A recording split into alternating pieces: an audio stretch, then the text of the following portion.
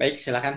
Ya, saya ucapkan selamat siang dulu kepada Robi Muhammad dan Bapak Ibu peserta Research Day Series Fakultas Psikologi yang keempat. Yang terpenting adalah salam sehat bagi kita semua. Pada Research Day kali ini kita akan bicara tentang Big Data. Apa sih Big Data itu dan bagaimana bidang ilmu sosial dan humaniora memanfaatkan Big Data. Itu adalah topik-topik yang menjadi fokus dari pembicaraan kita hari ini. Nah, untuk itu kami mengundang seorang narasumber yang mumpuni di bidang Big Data ini untuk menjelaskan A to Z tentang Big Data, even kepada orang yang belum bisa memanfaatkan atau belum tahu cara memanfaatkan Big Data untuk penelitiannya. Narasumber ini adalah Bapak Robi Muhammad, PhD, seorang pakar Social Network Analysis. Yang saya ingat dari Robi ini adalah Social Network Analysis. Beliau adalah lulusan dari ITB pada program sarjananya, bidangnya fisika. Tetapi S2 dan S3-nya di bidang yang berbeda ya, sosiologi, dari Columbia University, Amerika Serikat. Jadi itu peringkat berapa ya di QS, Rob? Peringkat 2 apa 3 Aduh, gitu. ya, mesti dicek lagi, lupa saya juga. Jadi Mas Robi ini pernah menjadi dosen tetap di Fakultas Psikologi. Sampai tahun berapa ya, Rob? Kira-kira 2017 ya? 2017 ya. Tetapi beliau juga adalah seorang entrepreneur. Jadi beliau punya perusahaan sendiri yang nggak jauh, bisnisnya di bidang digital, sehingga mungkin pada satu titik Robi harus memilih apakah menekuni usaha atau mengajar gitu ya. Mau dua-duanya agak sulit ya, Rob ya. Cuman sampai sekarang masih mengajar di Departemen Komunikasi FISIP UI. Mudah-mudahan nanti di Fakultas Psikologi juga bisa membantu ya, Rob. Ya, siap. Perkenalan singkat terhadap Mas Robinya. Untuk hal-hal lain barangkali ada yang tidak tersampaikan oleh saya, Mas Robi bisa lakukan sendiri. Silakan Mas Robi untuk memulai presentasinya. Baik, terima kasih banyak Mbak Debbie. Ke psikologi ini kembali ke rumah. Waktu baru pulang dari New York 2010, rumah pertama saya Fakultas Psikologi UI. Jadi saya utang budi seumur hidup mau menerima saya di Fakultas Psikologi ketika saya waktu itu baru pulang dari Amerika. Jadi berkenalan banyak orang, dan sebetulnya sejak 2010 itu ya saya dan beberapa teman-teman waktu itu di psikologi sosial, ya Mas Hari, Bang Hamdi itu udah mulai merintis riset-riset yang basisnya apa yang dikenal sekarang sebagai big data gitu. Saya mulai, jadi ini saya screen sharing aja, gimana Mbak Dewi ya? Langsung aja ya. Baik, sebentar saya screen share dulu.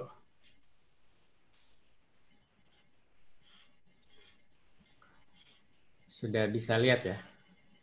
Sudah. Tapi mungkin ya sudah. Sip. Sudah, sebentar ini saya masih gaptek juga ini, gimana? Layar saya agak bingung saya dari mana. Oke. Oh sebentar, ini foto saya di sebelah sini jadi saya agak bingung sebentar, maaf. Baik, jadi saya akan mulai langsung. Ini presentasi saya. Presentasinya slide-nya sendiri singkat.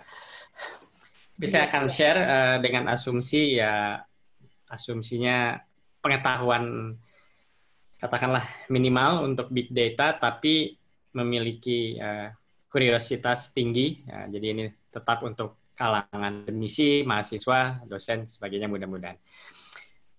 Jadi pertama saya sebut big data ini dalam tanda kutip, karena yaitu tadi beda departemen, beda fakultas, beda kelompok nyebutnya lain-lain. Jadi big data ini kalau waktu dulu saya di Amerika disebutnya computational social science atau psikologi computational psychology. Jadi dia meng-highlight faktor komputasinya, karena data yang besar, yang jumlahnya banyak, itu tentu ketika diolah, dianalisis, itu tidak bisa pakai metode-metode statistika standar, tapi harus juga mengikutsertakan algoritma dari teknik-teknik komputasi yang biasa dikenal oleh di disiplin ilmu, misalnya di computer science atau seperti di matematika atau di fisika gitu.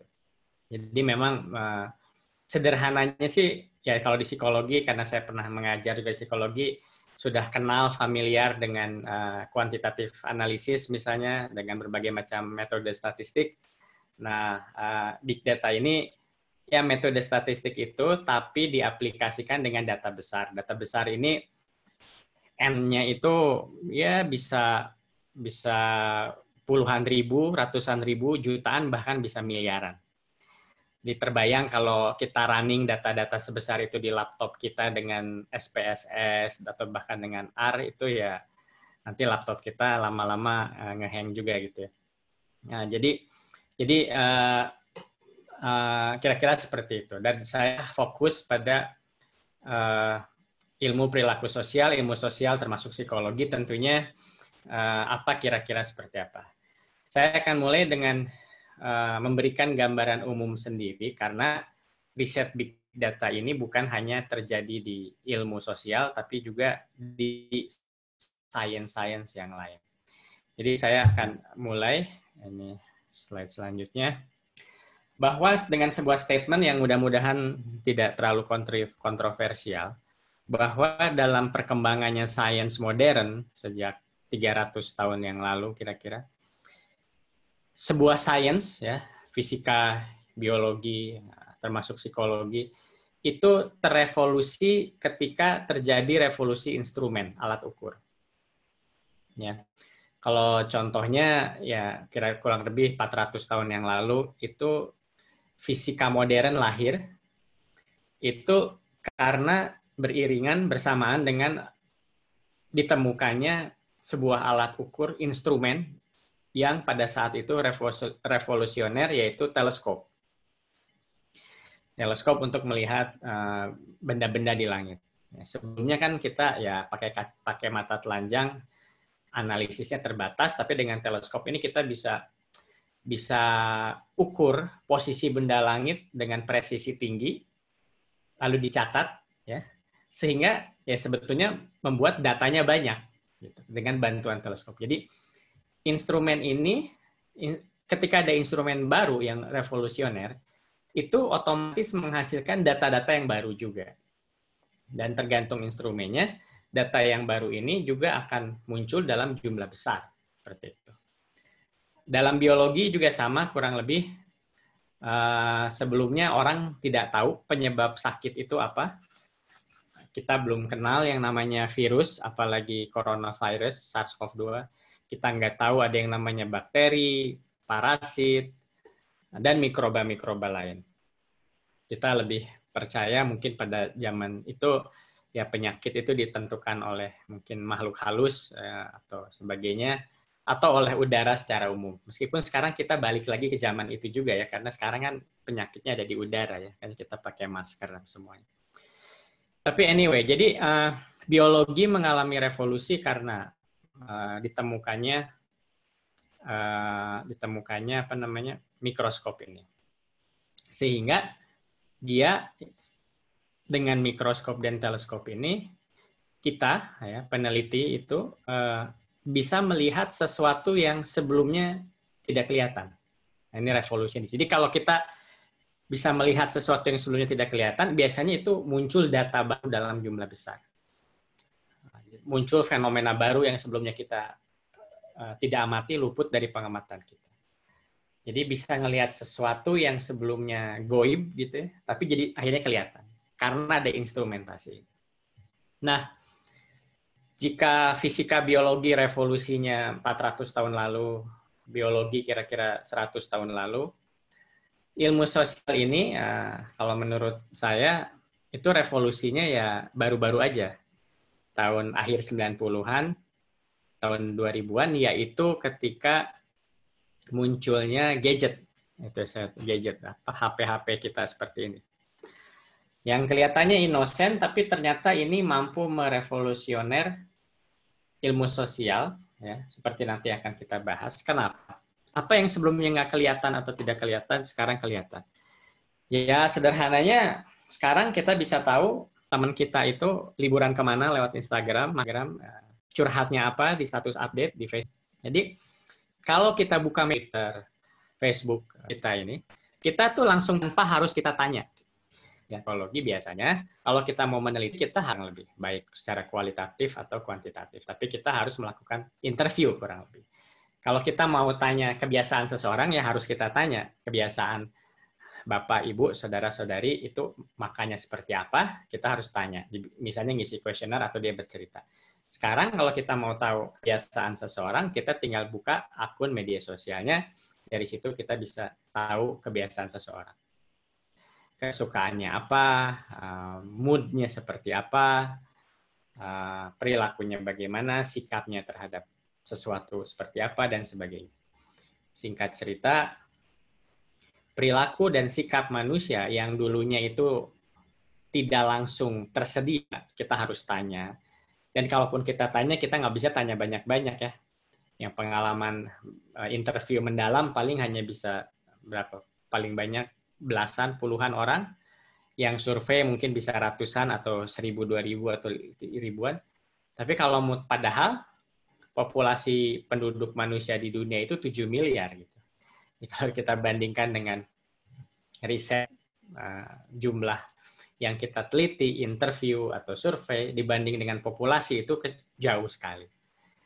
Jadi itu satu. Kedua, yang menarik itu saya tekankan bahwa dengan adanya gadget-gadget itu kita bisa melakukan observasi tanpa harus mengintervensi si subjeknya tersebut. Kalau dipikir-pikir, sebetulnya di sains bidang lain seperti fisika biologi misalnya, kalau kita fisikawan mau meneliti fisika, ya tidak interview. Mau meneliti cuaca, kita tidak interview cuaca gitu. Mau meneliti matahari, kita tidak kasih survei ke matahari, kita amati saja perilakunya. Kan? Mau meneliti elektron, kita tidak melakukan depth interview terhadap elektron. Demikian juga biologi. Seperti kita ingin mengerti penyakit COVID ini, para ilmuwan tidak bisa menginterview si virus SARS-CoV-2 ini. Kita nggak bisa. Jadi apa yang bisa dilakukan para ilmuwan hanya mengobservasi saja dan kadang melakukan eksperimen. Nah, ilmu sosial biasanya yaitu tadi harus menginterview, harus bertanya, mengintervensi si subjeknya aja. Tapi dengan adanya gadget-gadget itu tadi, ilmuwan sosial bisa mendapatkan akses akan perilaku sikap manusia dalam jumlah besar dan kadang-kadang real time hanya dengan observasi. Jadi itu sebuah, jika dipikirkan dalam-dalam, itu sebuah hal yang revolusioner. Karena sebelumnya kan kita harus bertanya ke subjek penelitian kita. Sekarang kita bisa lakukan observasi melalui jejak-jejak digital yang ditinggalkan oleh orang tersebut. Dan juga sebetulnya bukan hanya observasi, karena di dunia digital ini kita juga bisa melakukan eksperimen. Tapi saya tidak akan terlalu bahas, meskipun sebetulnya di psikologi banyak ya eksperimen, tapi jelas kita lebih mampu melakukan eksperimen-eksperimen, tentu tidak semua eksperimen, dalam jumlah besar secara intervensi yang juga menarik, karena dalam dunia digital kita bisa membuat dunia-dunia paralel ya, yang sebetulnya sudah kita alami sehari-hari. Jadi kalau Bapak Ibu sekalian belanja misalnya di Tokopedia atau di mana, di Blibli atau di Shopee, atau membaca media sosial di Facebook, di Instagram, layar media sosial Facebook kita dengan teman kita itu akan berbeda. Karena kan tergantung follow siapa, tergantung algoritmanya juga, dia mempelajari perilaku kita. Jadi realitas yang dialami orang di dunia digital itu berbeda-beda. Sehingga ini memungkinkan kita bisa melakukan intervensi. Ya, seperti misalnya kalau mau orang ngeklik itu bagusnya warna apa, kita bisa eksperimen berbagai versi app dengan mudah, dengan cepat, lalu kita lihat mana yang lebih banyak menghasilkan klik, misalnya seperti itu. Nah, jadi argumen pertama saya bahwa big data ini adalah hasil dari revolusi instrumentasi. Dalam hal ini adalah revolusi digital, terutama saat dunia digital ini masuk ke individu melalui gawai, melalui gadget, smartphone yang sudah setiap hari kita bawa-bawa. Seperti apa? Anda bayangkan kalau Zoom ini bisa ngasih data tentang misalnya webinar atau meeting apa saja yang pernah saya lakukan di Zoom, wah pasti itu kalau datanya dibuka itu langsung ketahuan nih saya ini seperti apa, kerjaannya apa, semua rahasianya mungkin kebongkar, mungkin seperti itu. Itu Zoom, apalagi kalau yang datanya lebih banyak seperti misalnya Facebook atau media sosial lain. Nanti akan saya kasih contoh sedikit. Jadi karena ada instrumen ini, data digital, banjir, kita kebanjiran, maka itu adalah dari sisi ilmuwan, ya ilmuwan yang optimis, itu adalah kesempatan untuk mempelajari perilaku manusia dalam skala besar. Makanya big data itu menjadi sesuatu yang menarik untuk didalami karena memungkinkan kita mengakses hal-hal yang sebelumnya tidak kita ketahui. Itu satu topik. Nah, saya akan masuk ke topik berikutnya. Kembali saya akan masuk ke apa itu sains. Secara umum, sains modern, ini saya simplifikasi saja. Saya pernah beberapa semester mengajar filsafat ilmu di Fakultas Psikologi, jadi ini nostalgia sedikit. Apa sih sains itu? Terutama apa sih sains, human science itu? Atau apa sih psikologi itu? Tentu debatnya luas dan banyak, tetapi salah satu debat yang besar ketika kita bicara sains adalah debat tentang apa sih tujuan akhir sains itu? Apa sih fungsi sains itu? Ada dua yang umum. Tentu ini saya simplifikasi. Pertama, sains itu ya tugasnya tidak kurang tidak lebih menjelaskan fenomena yang dipelajari. Memberikan penjelasan. Explanation, ya, penjelasan. Sebelumnya kita tidak mengerti, jadi mengerti. Sebelumnya tidak paham, jadi memahami. Menjelaskan. Maka itu kita punya teori-teori. Misalnya di psikologi kita punya banyak berbagai macam teori. Nah, itu semua teori itu adalah penjelasan yang dibikin oleh manusia akan sebuah fenomena yang telah diuji dengan melakukan berbagai studi empiris. Menjelaskan. Kenapa orang berperilaku A, kenapa orang berperilaku B, kenapa pada saat corona ini ada yang pakai masker, ada yang dan sebagainya.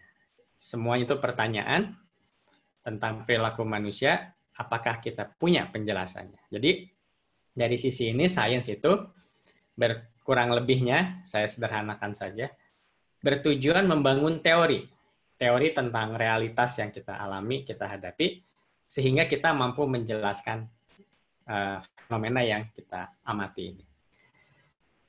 Itu satu. Tapi ada juga yang berargumen bahwa sains itu tidak cukup kalau berhenti hanya dalam menjelaskan. Karena sains yang berhasil untuk sebagian kelompok orang, itu bukan hanya mampu menjelaskan, tapi harus mampu memprediksi. Ya. Memprediksi, jadi bukan hanya menjelaskan kenapa hujan terjadi, tapi bisa memprediksi kapan dan di mana hujan terjadi. Kurang lebih seperti itu. Bukan hanya menjelaskan kenapa konflik sosial terjadi atau perdamaian terjadi, tapi juga idealnya, meskipun kita belum mampu, kita mampu memprediksi di mana dan kapan konflik sosial akan meletus. Bukan hanya menjelaskan mengapa seseorang mengalami katakan depresi, tapi dia bisa memprediksi sebelum terjadi depresi bahwa orang ini memiliki probabilitas sekian untuk mengalami depresi dalam jangka waktu sekian. Kurang lebih seperti itu. Nah ini memang kalau menurut saya harus diakui bahwa prediksi, ada yang ambisius, karena saya dulu belajar fisika, kalau waktu di fisika kita didoktrin ya sains itu harus dua-duanya. Harus menjelaskan dan harus memprediksi. Maksudnya gimana? Contohnya kita naik pesawat terbang. Kenapa kita bisa bikin pesawat terbang? Karena kita mengerti bagaimana fisika, mekanika, udara sebagai fluida besi-besi itu sehingga bisa terbang. Bisa diprediksi? Iya, bisa diprediksi karena kita bisa pakai. Sampai kalau kita mau terbang, kita tinggal beli tiket pesawat. Kita tidak perlu mengerti fisika pesawat terbang sehingga dia bisa terbang. Kita sudah percaya kalau ngelihat pesawat terbang di bandara itu bisa terbang. Nggak perlu harus dicek lagi teorinya apa. Kita sudah percaya saja. Kita sudah bisa prediksi bahwa si pesawat ini akan terbang dengan kecepatan sekian, ketinggian sekian menuju satu titik di posisi. Seperti itu.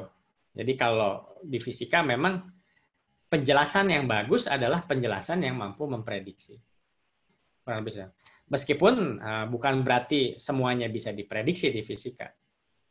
Contoh yang tadi misalnya cuaca, ya kita bisa prediksi kapan musim hujan, kapan musim kemarau, tapi akan sangat sulit memprediksi di sebuah titik misalnya di depan rumah saya, kapan akan hujan, jam berapa, tanggal berapa. Itu akan sulit sekali.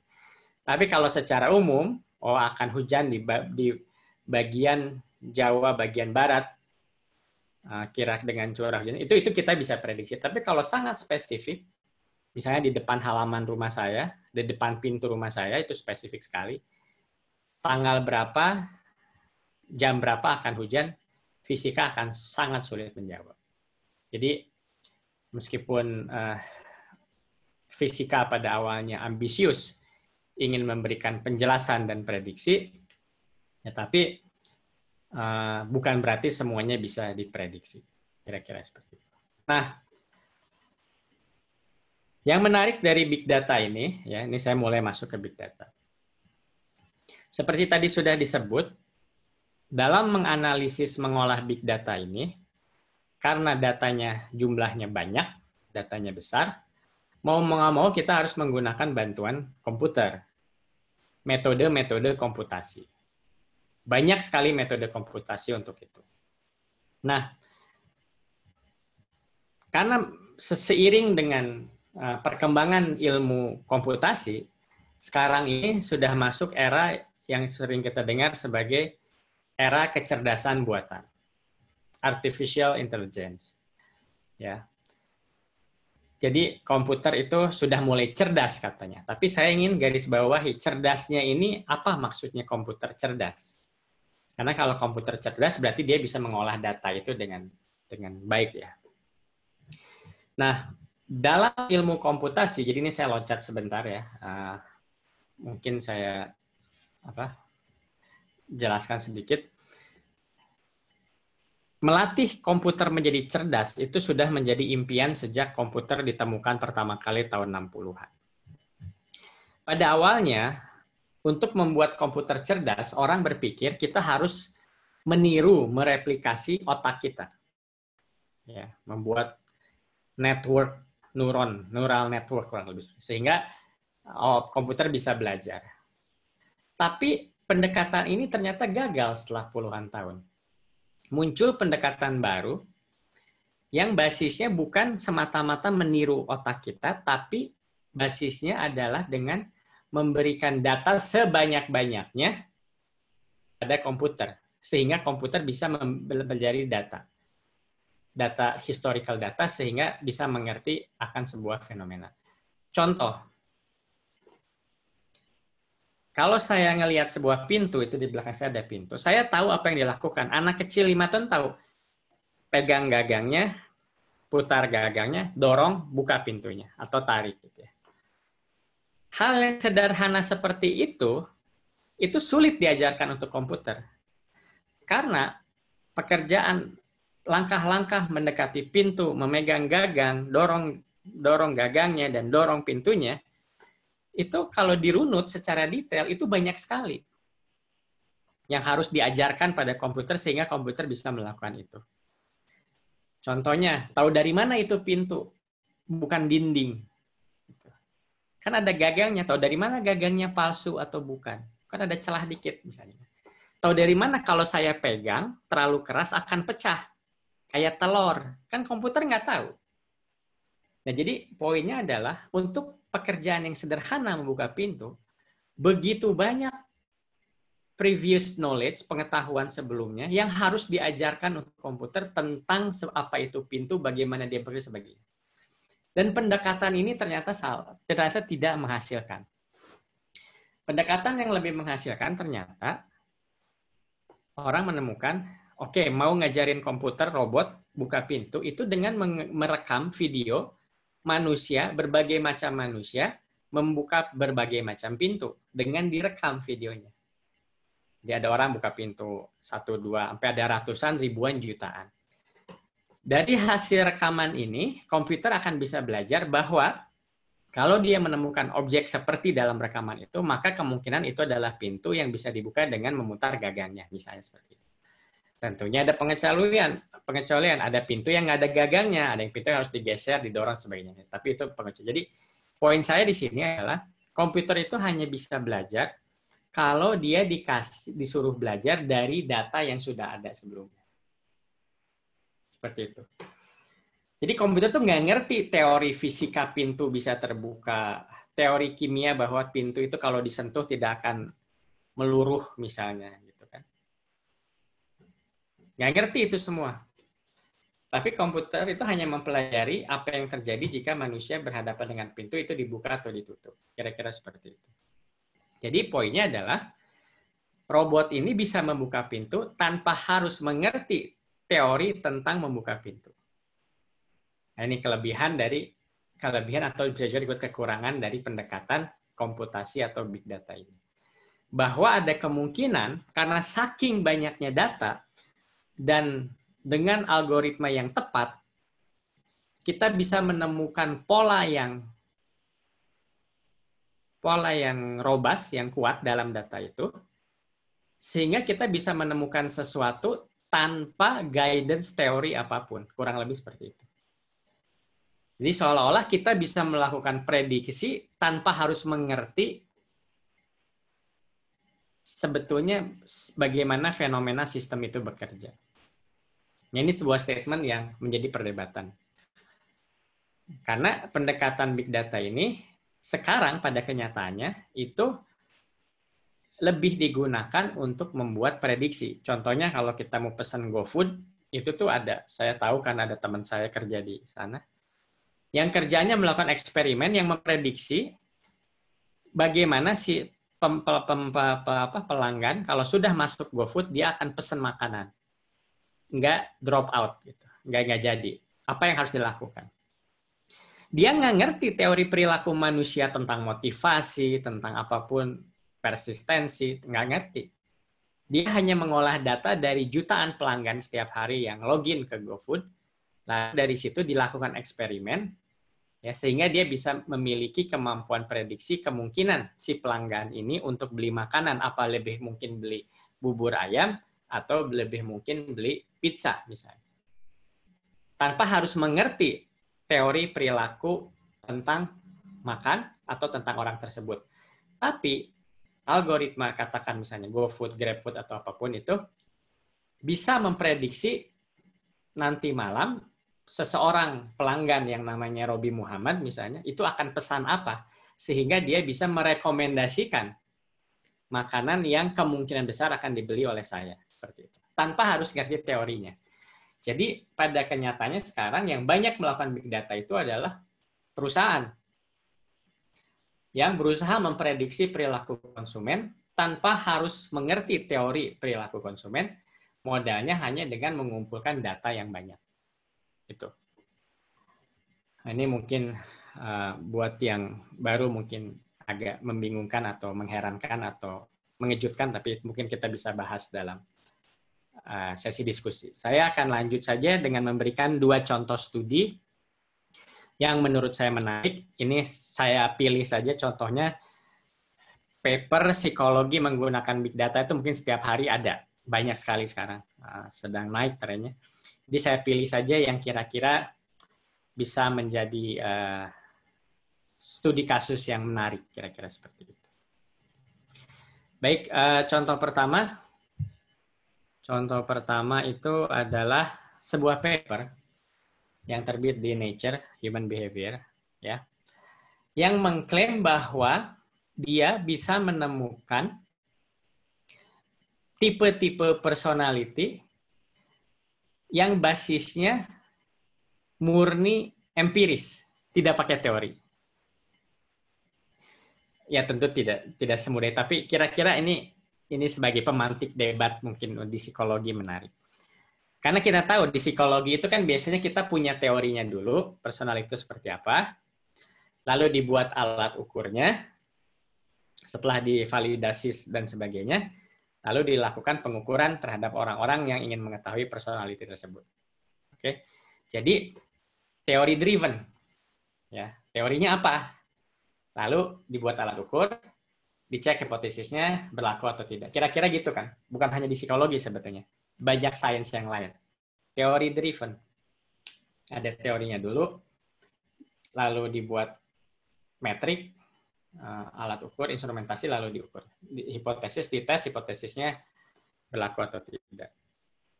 Nah, dengan big data ini, karena yang melakukan analisis statistik itu komputer, jadi komputer itu bisa melakukan mungkin ribuan regresi dalam 1 detik, misalnya gitu ya. Ini saya mungkin kira-kira lah gitu.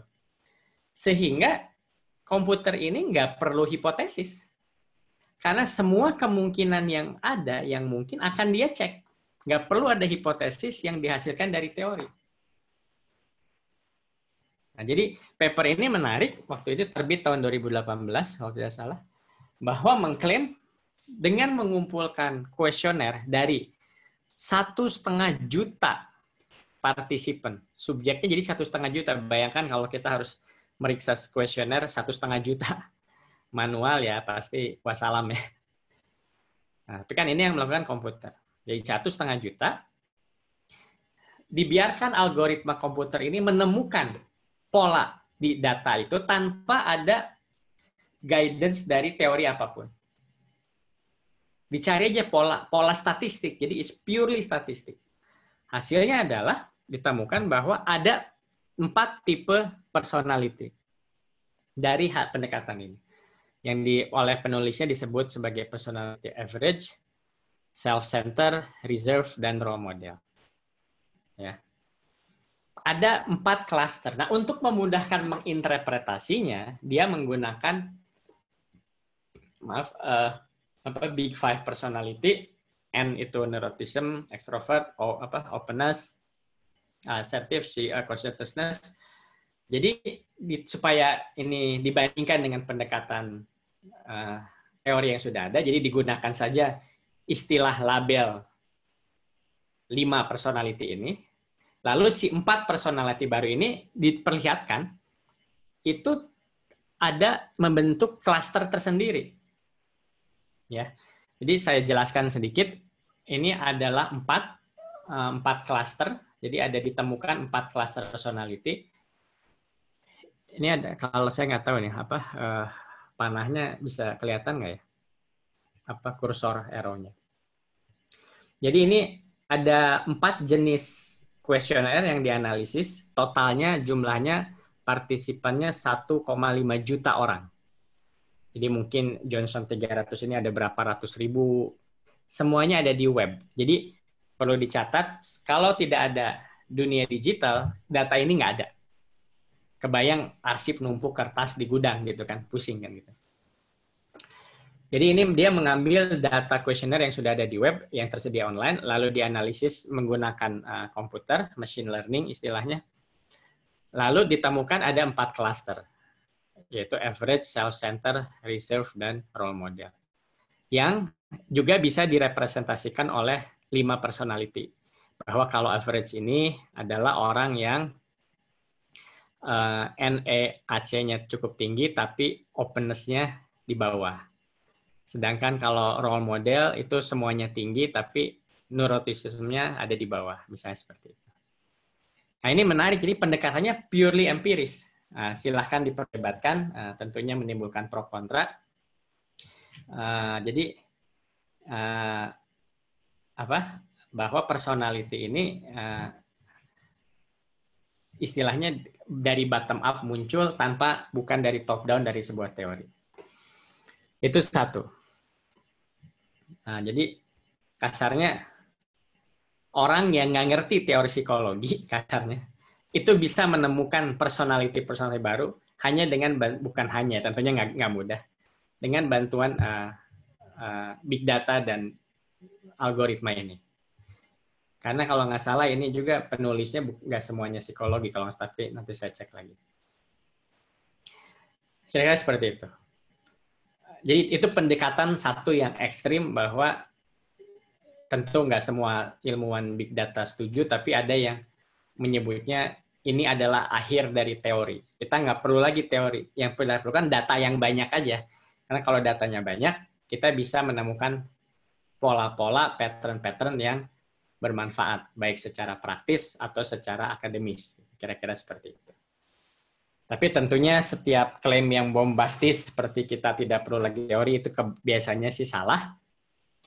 Ada penelitian baru yang keluar beberapa minggu lalu, ya, yang menurut saya menarik sekali menggunakan big data, yaitu mencoba memprediksi apa yang terjadi pada seorang individu.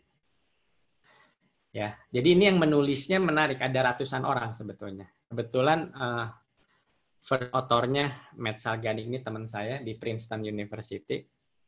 Jadi saya dapat kabar menarik sekali. Jadi di Amerika itu ada data survei longitudinal yang mengikuti orang dari sejak lahir yang sudah berjalan 15 tahun lebih. Jadi kita punya data, ya, kuesionernya banyak gitu, yang memantau sekitar beberapa 4.000 keluarga kalau nggak salah, 4.000 individu atau keluarga, ya, 4.000 individu dari mulai lahir usia 0 sampai sekarang mereka udah usianya 15 tahun. Jadi 4.000 orang setiap tahun tuh disurvei. Nah, kita ingin lihat apakah, kan ini dari 0 sampai 15 tahun, ya, apakah kita bisa menemukan metode statistik big data sehingga informasi dari orang-orang individu 4.000 orang ini bisa memprediksi apa yang terjadi dengan mereka 15 tahun kemudian. Kurang lebih seperti itu. Nah, yang membuat ini menarik, si Prof. Salganik ini, dia itu tidak melakukan studi sendirian, tapi dia membuat semacam perlombaan terbuka bagi semua orang di dunia, kelompok riset. Nih, dia bilang, kita punya 4.000 data, 4.000 individu yang kita survei setiap tahun selama 15 tahun. Jadi datanya banyak sekali. Silahkan, siapa yang mau mendaftar, tolong bikin algoritma, metode komputasi, metode big data yang bisa memprediksi apa yang terjadi pada individu ini pada usia 15 tahun. Dengan modal mengetahui apa yang terjadi sebelumnya. Kurang lebih seperti itu. Pada akhirnya ada 160 orang. 160 tim, maaf, bukan orang. 160 tim peneliti yang terjun. Mereka menggunakan, terserah metodenya apa, pokoknya tujuannya bisa nggak memprediksi. Tujuannya itu. Memprediksi apa? Memprediksi apakah si orang ini berapa IPK-nya pada saat sekolah, apakah dia akan menjadi mengalami masalah keuangan misalnya, dan berbagai masalah. Jadi istilahnya life outcomes. Jadi ada beberapa yang menjadi standar hitungan. Apa yang terjadi dengan seorang individu, gitu, seperti itu. Ini datanya bisa. Karena yang melakukan penelitian ini 160 kelompok riset, bukan satu kelompok riset, maka metodenya berbeda-beda. Maka apapun hasilnya, kita agak susah menyebutkan, oh ini metodenya aja nggak berhasil memprediksi. Kalau metode lain bagaimana? Karena semua metode silahkan dipakai. Atau ini aja, kelompok ini aja mungkin pendekatannya salah. Karena sekaligus 100 untuk membuat pendekatan big data memprediksi apa yang terjadi pada individu. Hasilnya adalah, mungkin bisa dilihat, ternyata itu yang vertikal R-square, yang yang horizontal itu outcome yang diukur, ada material hardship, itu ada definisinya sendiri, GPA, IPK sekolah, grit, ya grit itu istilah psikologi ya, istilahnya, ketekunan, persistence gitu. Eviction itu apakah dia digusur rumahnya, diusir dari rumahnya karena mungkin nggak bisa bayar atau apa. Mendapatkan job training atau di PHK, kurang lebih seperti itu. Yang ternyata kalau R-square-nya yang di vertikal ini 0, itu artinya kemampuan prediksinya tidak lebih dari rata-rata. Pilihan, kalau katakanlah ada orang yang random memprediksi, yaitu ada di situ. Kalau dia 1, itu prediksinya sempurna. Ternyata prediksi terbaik itu pada material hardship, itu pun tetap rendah, hanya 0,2. Ya. Jadi sangat, buat saya ini sangat mengagetkan. Ada ratusan kelompok riset yang tentunya terpilih, ahli pada tempatnya, bidangnya masing-masing, menggunakan segala macam metode statistik komputasi yang canggih yang ada, ternyata kemampuan prediksinya tetap rendah. Tidak besar dari 0,2. Itu pun hanya satu kategori, yaitu material hardship. Tapi untuk kategori yang lain, kemampuan prediksinya sangat-sangat rendah, di bawah 0,1 semuanya. Ada berapa kategori gitu. Jadi, secanggih-canggihnya komputer dengan metode komputasi statistik, sepertinya tidak mampu memprediksi apa yang akan terjadi dengan pada individu dalam rentang waktu yang lama, belasan tahun dalam hal ini. Ini menarik karena di satu sisi mungkin jadi pesimis. Oh, berarti ini, atau bisa, oh ini salah metodenya aja, atau salah orangnya, atau salah, ya sangat jadi masih bisa mungkin datanya meskipun banyak baru 4.000 keluarga kalau nggak salah. Gimana kalau datanya 1 juta misalnya gitu. Ya bisa jadi, tapi ini adalah studi pertama yang melakukan secara empiris melihat sejauh mana kita dengan metode scientific tercanggih yang ada itu bisa memprediksi apa yang akan terjadi pada seorang individu beberapa tahun ke depan. Gitu. Nah, buat saya yang menarik, kalau yang pesimis, oh berarti hidup itu nggak bisa diprediksi, hidup manusia, ya udah selesai di situ. Tapi buat saya yang menarik, kategori yang dihitung ini, disurvei, tentunya kan dibikin oleh para pakar ya, sehingga berdasarkan teori yang ada. Anggaplah teorinya sudah teori yang paling mutakhir. Teori-teorinya itu. Tapi, jadi bisa saja variabel yang dipakai salah, meskipun dia melibatkan 16.000 variabel. Jadi, bayangin kalau kita regresi atau bikin model statistik 5-10 variabel udah pusing, ini ada 16.000. Karena komputer tadi yang melakukan.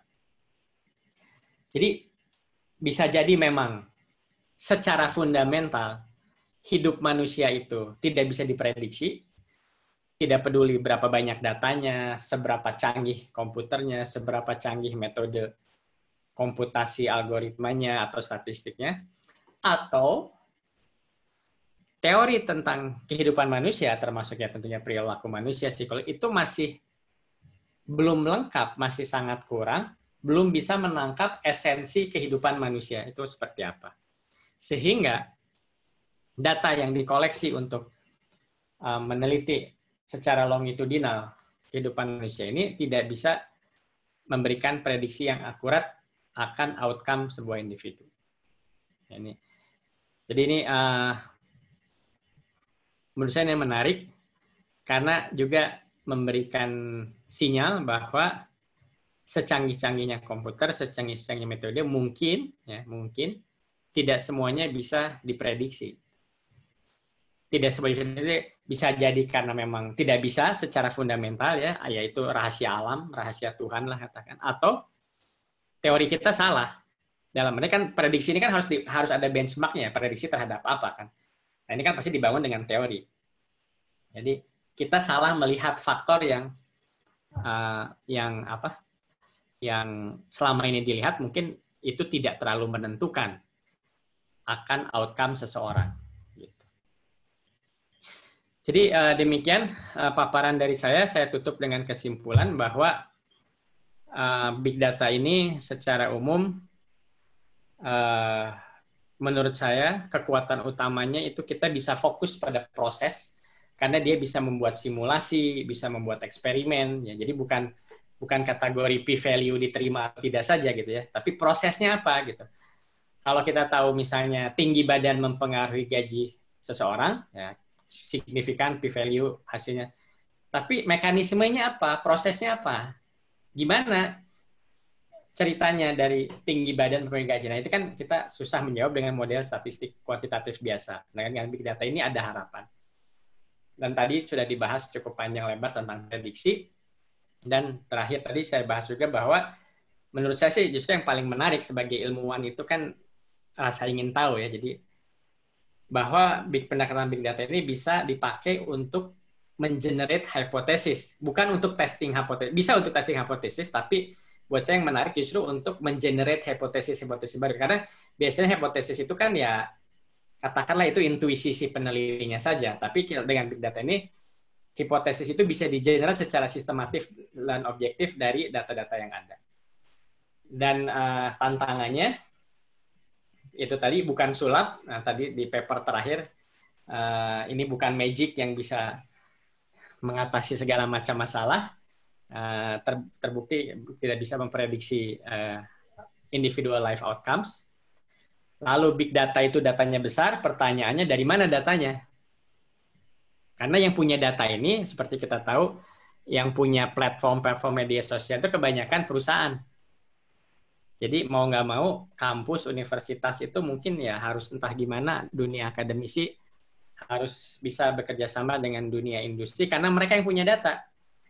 Gitu. Kita di lembaga riset yang nggak punya data karena yang punya data ya Instagram, Facebook dan sebagainya.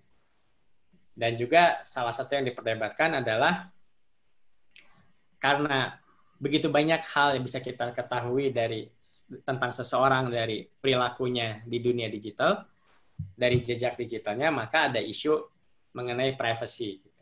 Bagaimana para pengguna media sosial atau pengguna gadget ini seolah-olah menjadi kelinci eksperimen dari perusahaan-perusahaan besar yang berusaha membuat kita semua lebih kecanduan produk-produk mereka.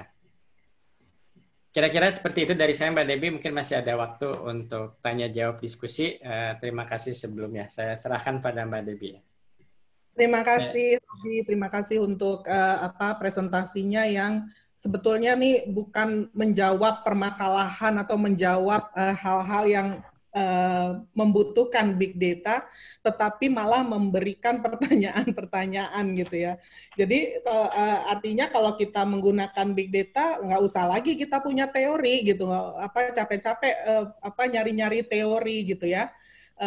Mungkin nanti kita akan diskusikan, kita punya waktu beberapa menit untuk diskusi. Di sini ada satu pertanyaan dari Pak Nicholas Simarmata dari psikologi Udayana. Dia mengatakan Isaac Newton mengatakan bahwa perkembangan teori adalah dengan standing on the shoulders of giants. Artinya teori saat ini berpijak dari teori sebelumnya. Sedangkan big data kurang perlu. Ini juga jadi pertanyaan saya dan mungkin banyak orang ya. Dan bagaimana tanggapan dari Pak Robi untuk ini? Yang itu ya, tagline-nya Google juga itu ya, standing on the shoulders of giants. Ya, kasih Mbak Debbie. Ya, mungkin ini jadi saya lebih agak filosofikal ya Mbak, karena waktu itu saya di brief Mas Jo, katanya dikasih fondasi berpikirnya ya. Memang mungkin saya tambahkan sebelum menjawab, mengenai praktisnya terus terang, saya nggak singgung sama sekali. Tapi itu bisa dipelajari banyak sekali online courses yang gratis di internet, search saja metode apa, social network, clustering apa, itu tinggal ya banyak online course gratis, itu bisa silahkan dipelajari sendiri. Ini tapi itu tadi untuk melakukan ini kita harus, menurut saya harus punya mindset yang tepat gitu. Jadi ya mengenai kegunaan teori sebelumnya untuk itu tadi tergantung posisi kita ada di mana. Kalau memang kita ini berada dalam posisi bahwa kita ingin pokoknya harus 100% empiris, ya, tidak ada campur tangan teori untuk menemukan pola-pola di data. Tidak 100% lah, sedikit sekali lah seperti itu. Ya, jadi pertanyaannya memang bukan yang relevan, bukan teori sebelumnya, tapi data apa yang ada.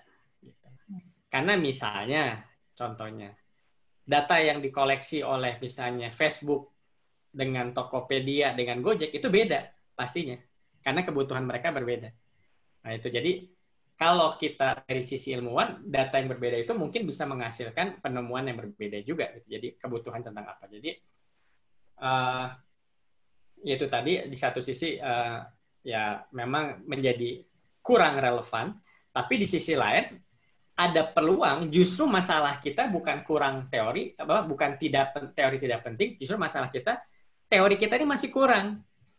Dengan argumen riset terakhir tadi yang tidak metode statistik big data yang paling canggih pun tidak bisa memprediksi life outcome, karena survei life outcome ini dibuat oleh dari teori, diturunkan dari teori tentunya surveinya, ya, bukan analisis datanya, survei dari teori.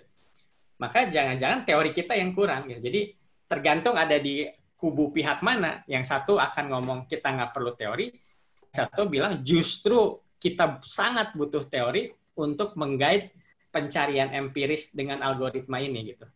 Pilih mana ya silahkan ada di kubunya masing-masing. Kira-kira seperti itu Mbak Devi. Jadi ini mungkin bisa dianalogikan dengan metode kualitatif yang grounded theory kali ya, Rob. Itu di mana? Ya bedanya Mbak Devi, kalau grounded itu katakanlah tidak pakai teori dalam tanda kutip ya, tapi bergantung pada si individu penelitinya satu orang. Jadi meskipun dia tidak menggunakan teori secara formal, eksplisit, tapi kan individu ini biasanya sudah memiliki bias-bias dari pengetahuan sebelumnya. Nah, kalau di sini kita tidak bergantung pada ya asumsinya pada pengetahuan sebelumnya. Ini purely metode statistik komputasi. Jadi bukan pada orang tapi pada data yang ya pada elektronik gitu. Jadi kalau terserah, kalau tergantung kitanya sekarang, lebih katakanlah kalau ada yang mengatakan big data ini lebih baik daripada satu orang individu seperti grounded theory karena data yang banyak jutaan miliaran itu akan lebih biasnya lebih kecil, ya akan lebih objektif gitu.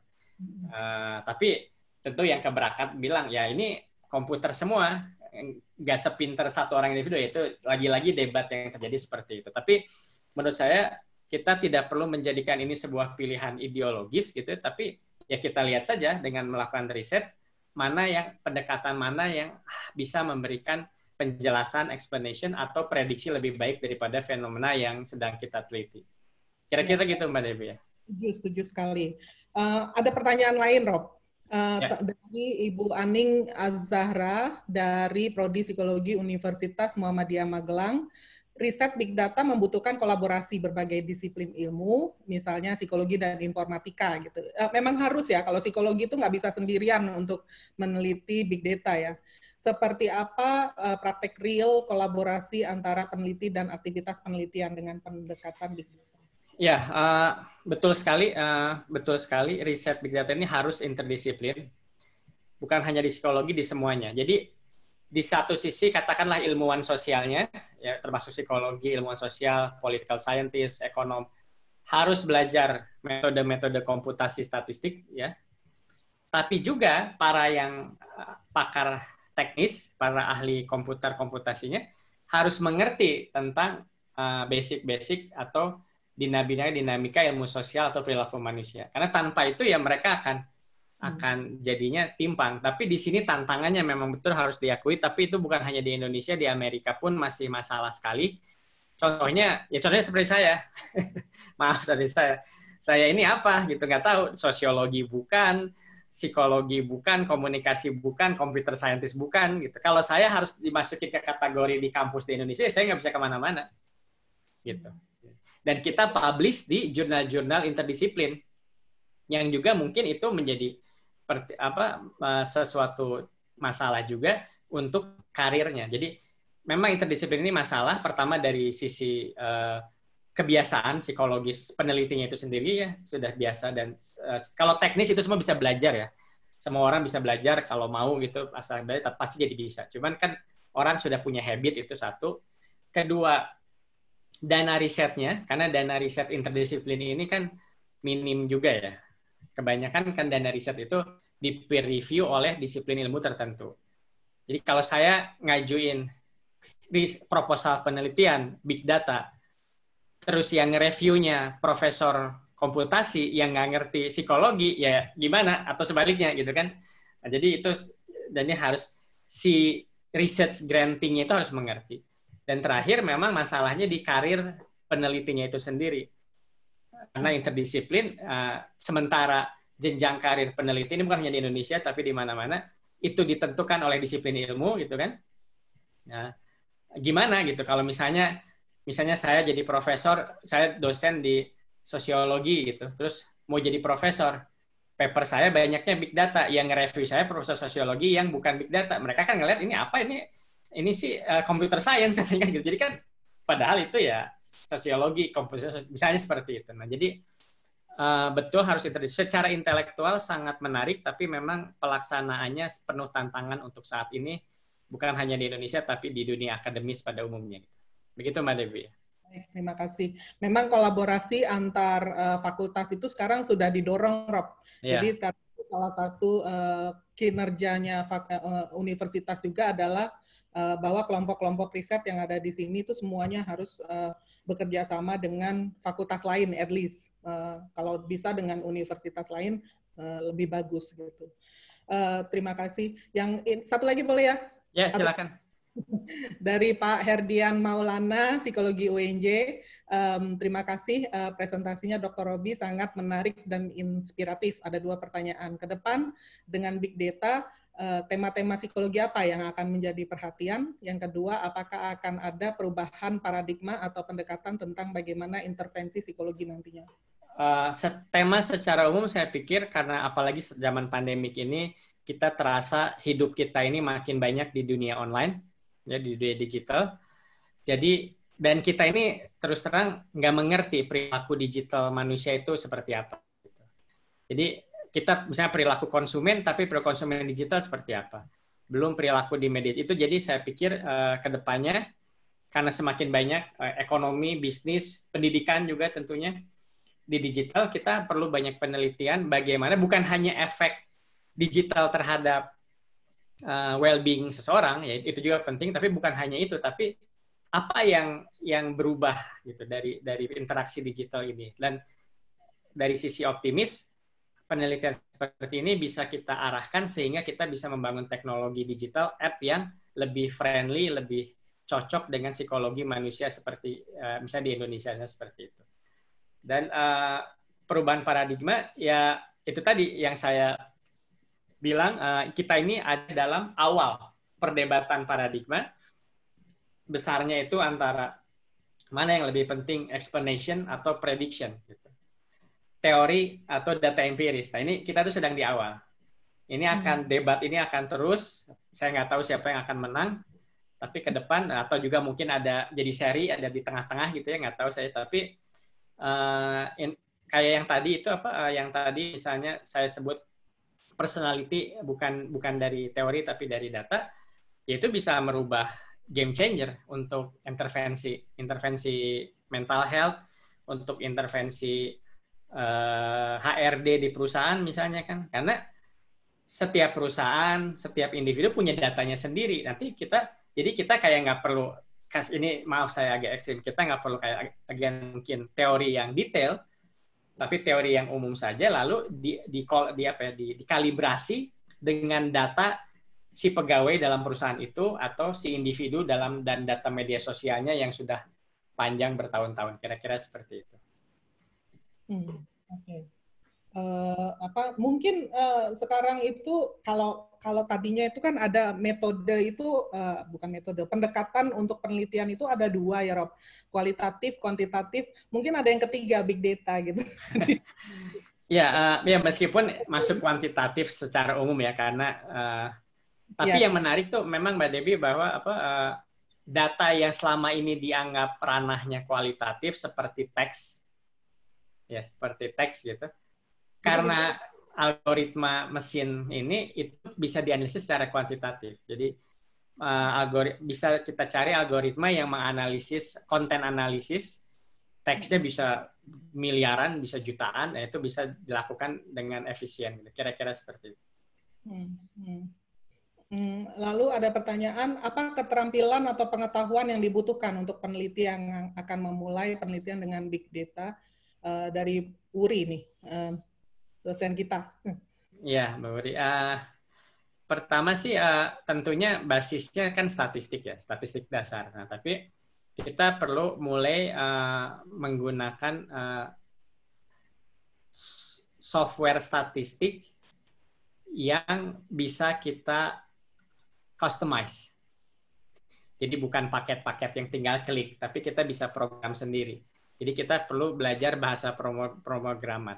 Nggak harus jadi ahli, tapi mengerti aja. Yang karena dari pengalaman sih kalau kita meneliti kan kita bisa hire orang ya. Jadi kita bisa, tapi kita harus tahu apa yang harus dia lakukan. Jadi kita nggak harus jadi ahli di coding komputernya, tapi kita mengerti paling sedikit logika besarnya sehingga kita bisa merekrut mahasiswa atau pegawai untuk melakukan detailnya. Tapi memang harus mengerti lah basic-basic coding, programming seperti itu kira-kira.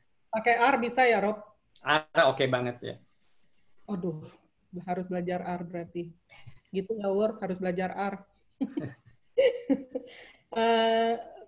Dari Pak Yogi Pambudi, tadi sempat disinggung mengenai ethical dalam melakukan analisis big data. Sejauh mana code of conduct dalam melakukan riset big data? Oh, ini agar lebih etis. Ya, jadi kalau saya melihatnya begini, Pak Budi, bahwa perdebat terutama di Amerika itu memang para perusahaan teknologi yang memiliki platform besar ini sedang diserang ya karena masalah pemilu yang fraud macam-macam. Tapi dari sisi ilmuwan, saya pikir entah gimana caranya harus dicari jalan tengah, gitu. Karena kalau data ini ditutup 100% ya, itu kan yang diuntungkan malah jadi black box, malah kita nggak tahu kemana. Dipakai oleh siapa kita nggak tahu. Jadi kalau menurut saya kita harus jalan tengah, ada transparansi yang memberikan kesempatan bagi peneliti, akademisi, ilmuwan untuk menggunakan data itu, karena data itu akan berguna untuk itu tadi, menyelesaikan masalah-masalah sosial yang ada, baik online maupun offline. Jadi kalau data itu ditutup 100%, kayak seperti yang diinginkan oleh beberapa kelompok privacy, tidak etis, ya science akan menderita karenanya. Gitu. Ya, saya nggak bilang harus dibuka saja, tentu harus dicari jalan. Data-data tersebut bisa digunakan oleh science, oleh ilmuwan, tentu dengan guideline yang realistis dan bisa kita sepakati bersama. Jadi saya pikir harus dicari jalan tengahnya gitu seperti itu. Jadi code of conduct dalam melakukan dalam penelitian yang melibatkan big data itu belum ada ya?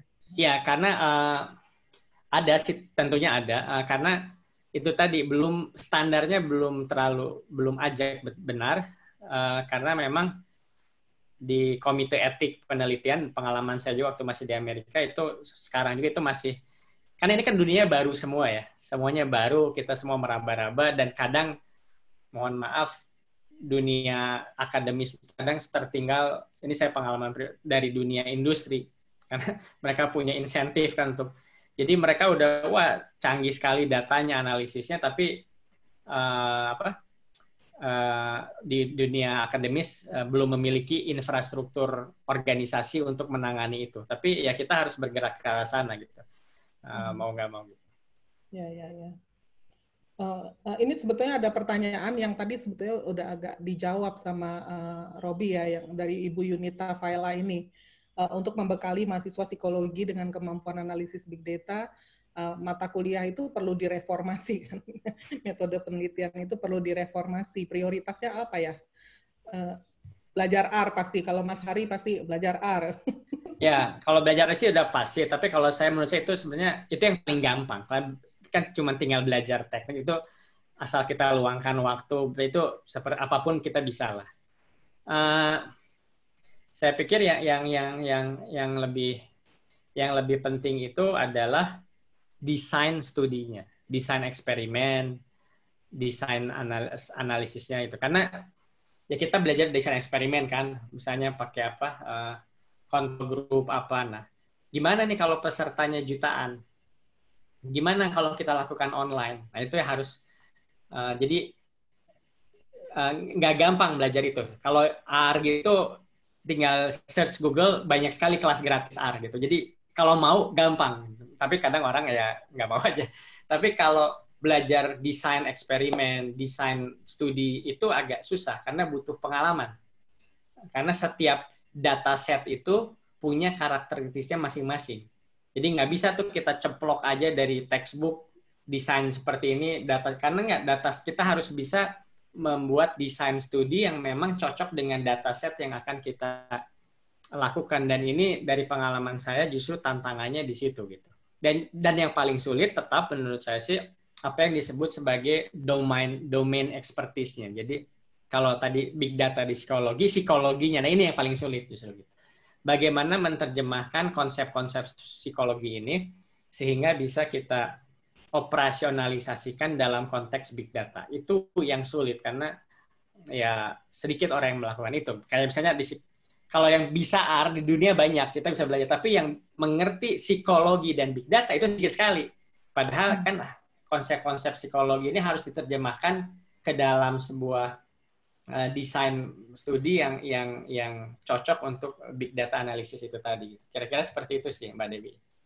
Tapi gimana kalau konsep-konsep itu memang nanti kita dapatkan dari big data itu sendiri gitu, seperti yang pada penelitian yang menemukan 4 tipe personality yang mungkin agak berbeda dengan tipologi dari Big Five personality gitu. Ya, ya itu. Tapi sebelum mereka melakukan itu, mereka harus ngerti dulu apa itu personality. Bahwa ada sesuatu yang disebut namanya personality gitu kan. Ada sesuatu yang namanya grit, ada sesuatu yang namanya resiliensi. Apa ini kan? Kalau kebayang kalau orang yang seumur hidup nggak pernah belajar psikologi kan ini apa resiliensi? Apaan sih kan? Nah, dia harus cukup punya pengetahuan, ya nggak harus sedalam ahlinya tentu, tapi itu bisa dioperasionalisasikan gitu. Karena itu tadi kan data ini anything goes, semuanya ada. Nah, jadi sebenarnya dari situ Mbak Debbie bisa nebak saya kalau saya bukan ekstrim yang nggak butuh teori, tapi ya gimana?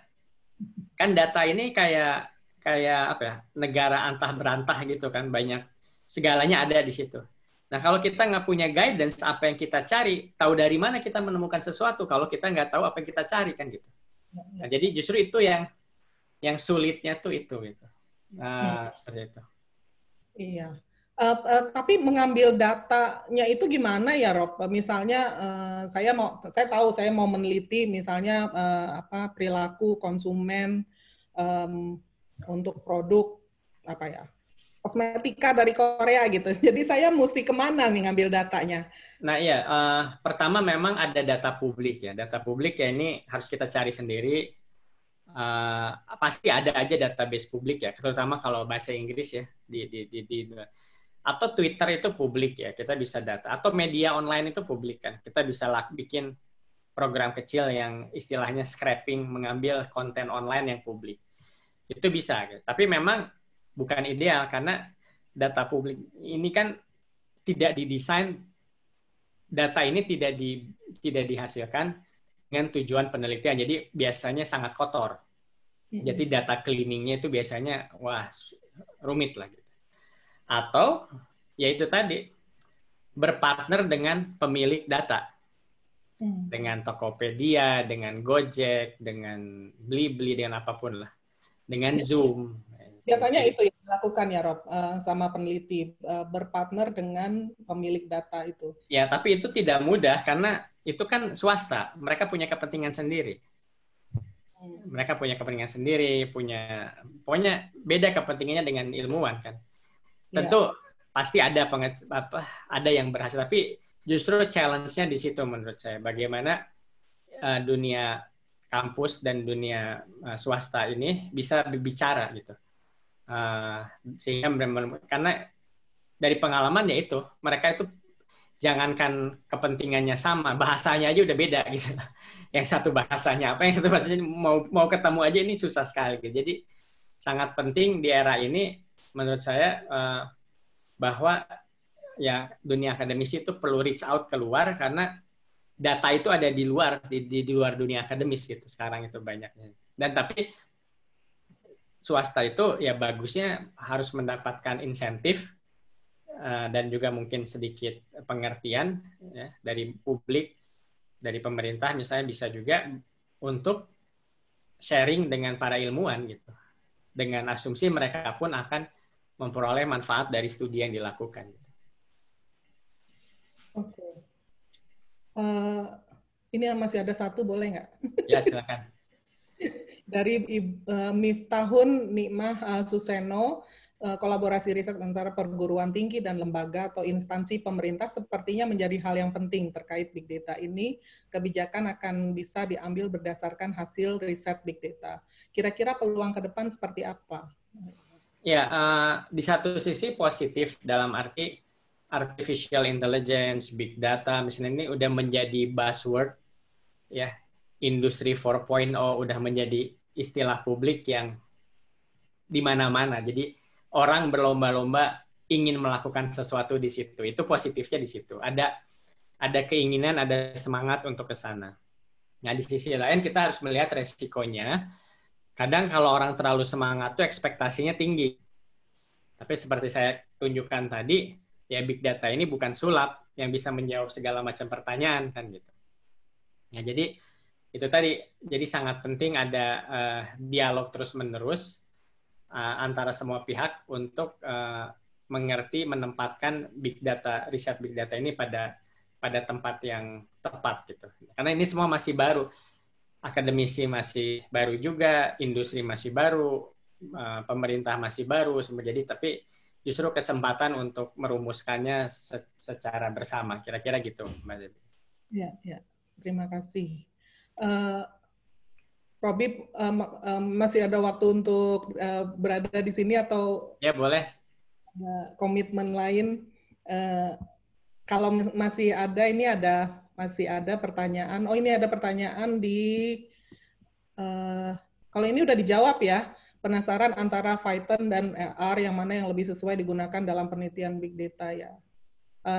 Mungkin Robi mau jawab. Baik, siapa Mbak Sarah ya. Menurut saya itu dua hal yang berbeda ya. R itu untuk statistiknya, Python itu istilahnya bahasa scripting. Biasanya berguna untuk bersihin data atau memanipulasi data. Jadi Python itu bahasa pemrograman yang berguna untuk memanipulasi data, rubah format, bersih-bersih, macam-macam lah gitu ya. Dan R itu untuk statistiknya. Jadi itu dua-duanya harus, kalau dari pengalaman saya, dua-duanya harus ada gitu. Tergantung tentunya dataset yang akan diteliti seperti apa. Ada satu pertanyaan dari Wahyu Cahyono nih, Rob. Salah satu perdebatan yang mengemuka dalam penelitian khususnya social science adalah isu replikasi. Dengan begitu banyaknya possibility atau IV menjadikan algoritma prediksi begitu kompleks. Terkait hal tersebut, sejauh mana riset berbasis big data akan mengubah arah riset-riset akademik di ilmu perilaku? Oke, itu poin penting sekali. Betul, replikasi isu ya. Awalnya ya ini para ilmuwan juga awalnya naif. Ya semua orang harus share programnya, kodenya, codingnya gitu ya. Di-upload juga ketika publish di jurnal, jadi bukan hanya result, tapi program komputer yang dipakainya harus di-share juga. Itu dilakukan, tapi ternyata itu tidak jaminan untuk replikasi juga. Gitu. Apalagi buat orang yang pengalaman kerja bikin program untuk menganalisis data besar, itu kan banyak sekali pernak-perniknya ya, rumit sekali gitu. Jadi memang ada di satu sisi gini masalahnya, ada kebutuhan untuk standarisasi supaya replikasi bisa terjadi. Tapi kenyataannya juga kan belum ada format data standar apa kan nggak ada juga. Gitu. Ya. Jadi susah gitu. Jadi untuk mencapai standarisasi ini. Jadi memang menurut saya sih kalau mau fair, saya juga tidak tahu jawabannya, tapi memang ya isu yang sedang diperdebatkan mengenai replikasi dari riset-riset komputasi big data ini.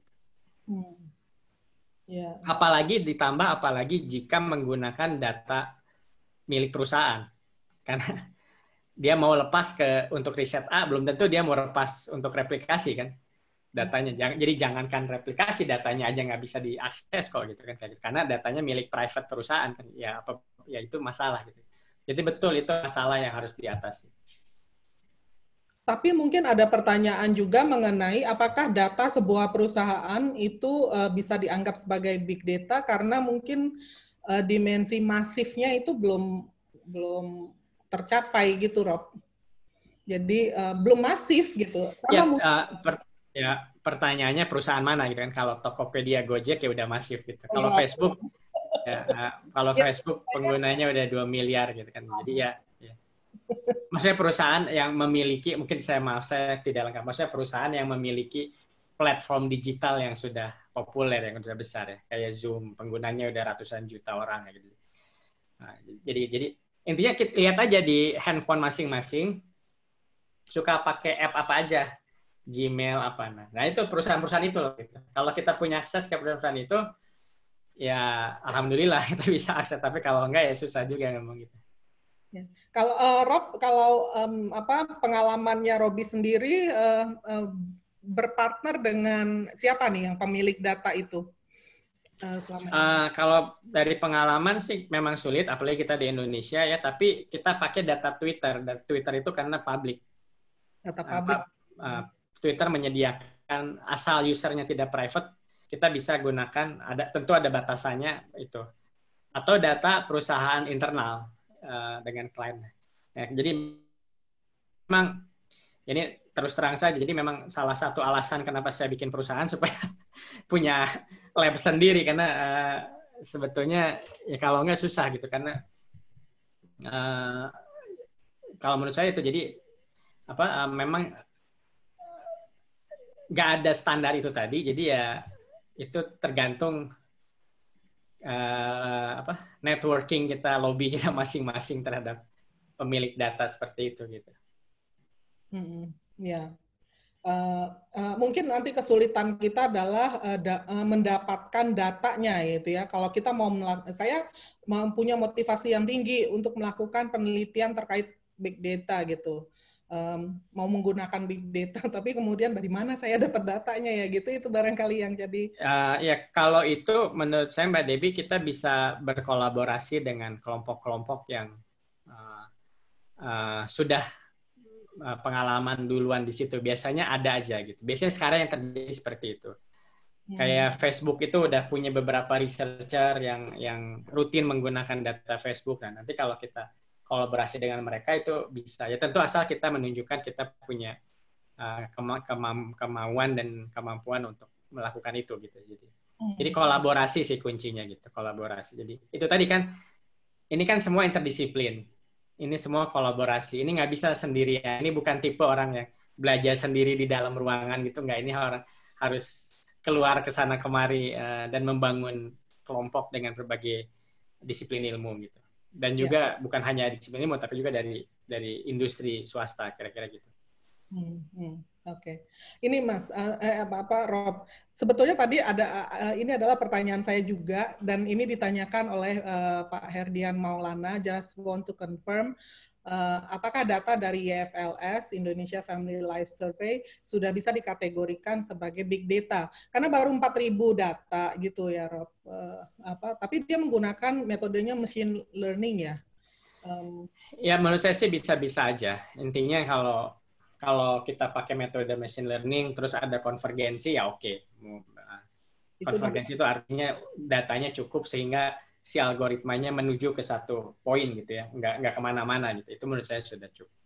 Sudah cukup. Ya, saya tidak familiar sama IFLS. Saya tahu tapi saya tidak ngerti benar IFLS itu seperti apa datanya. Jadi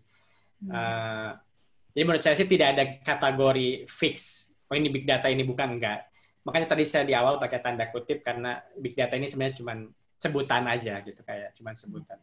Tapi ada sekelompok metode yang diasosiasikan sering dipakai dalam riset yang menggunakan big data. Metodenya bisa machine learning apapun itulah. Nah selama metodenya itu jalan bisa dipakai ya bagus ya silakan aja gitu, nggak masalah sama sekali. Iya. Mungkin masalahnya barangkali yang membuat tadi kan kemampuan prediksinya itu lemah, barangkali saya nggak tahu apa benar atau tidak gitu. Datanya yang kurang banyak gitu, kurang big gitu ya. Ya betul, betul sekali. Kalau mau fair memang seperti itu, tapi juga paling jawabnya kan yaitu ada 4.000 keluarga yang di-track selama 15 tahun. Ya, silahkan bikin lebih banyak dengan senang hati. Jadi justru paper itu bilang ya silahkan track 100.000 keluarga selama 50 tahun. Ya kita butuh resource. Jadi memang data selalu lebih banyak, bukan lebih baik ya. Selalu ada pertanyaan, datanya kurang, ya udah mana datanya gitu. Tapi kalau ya kita bikin studi dengan 1 juta data ya bisa gitu. Tapi memang betul, tapi Mbak Dewi betul sekali bahwa memang kemungkinannya ya datanya kurang itu tadi. Tapi cuman put into konteks 4.000 keluarga yang di track itu saya nggak tahu ya seberapa itu dan seberapa detail. Itu pun udah luar biasa karena kan kebanyakan riset kita tahu paling survei ke mahasiswa S1 gitu kan berapa puluh atau berapa ratus orang gitu kan. Jadi ya itulah. Ya, kita ini masih baru lah kurang lebih seperti itu. Ya. Menarik banget ya big data ini. Apa ya, tricky. Tapi menarik gitu. Saya nggak tahu bagaimana cara memulainya. Saya kepingin menggunakan big data. Mungkin di antara attendees ada 157 orang, mungkin kepingin menggunakan big data, tapi nggak tahu mulainya dari mana gitu. Ya, kalau dari pengalaman memang mulainya biasanya dengan join grup yang sudah melakukan. Seperti saya tahu di Universitas Telkom di Bandung ada Pak Andrew itu. Nah, jadi biasanya juga kan gitu. Saya juga awalnya tahun 2000-an nggak ngerti apa-apa, tapi saya join grup akhirnya di situ. Jadi kalau ada yang mau mulai buat semua kalau tips dari saya ya cari kelompok yang melakukan itu, lalu kita join atau kolaborasi sehingga nanti kita bisa belajar dari. Karena kalau sendiri sih ya susah ya, memang sulit gitu. Karena kita butuh infrastruktur juga kan gitu.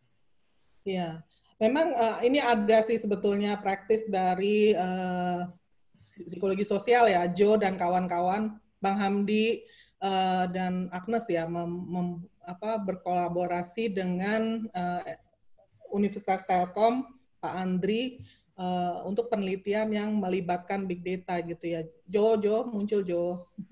Ya Mbak, betul Mbak Debbie. Kita melakukan kerjasama dengan Pak Andri Alamsyah di Telkom. Iya, jadi bisa diceritakan Jo bagaimana awalnya, terus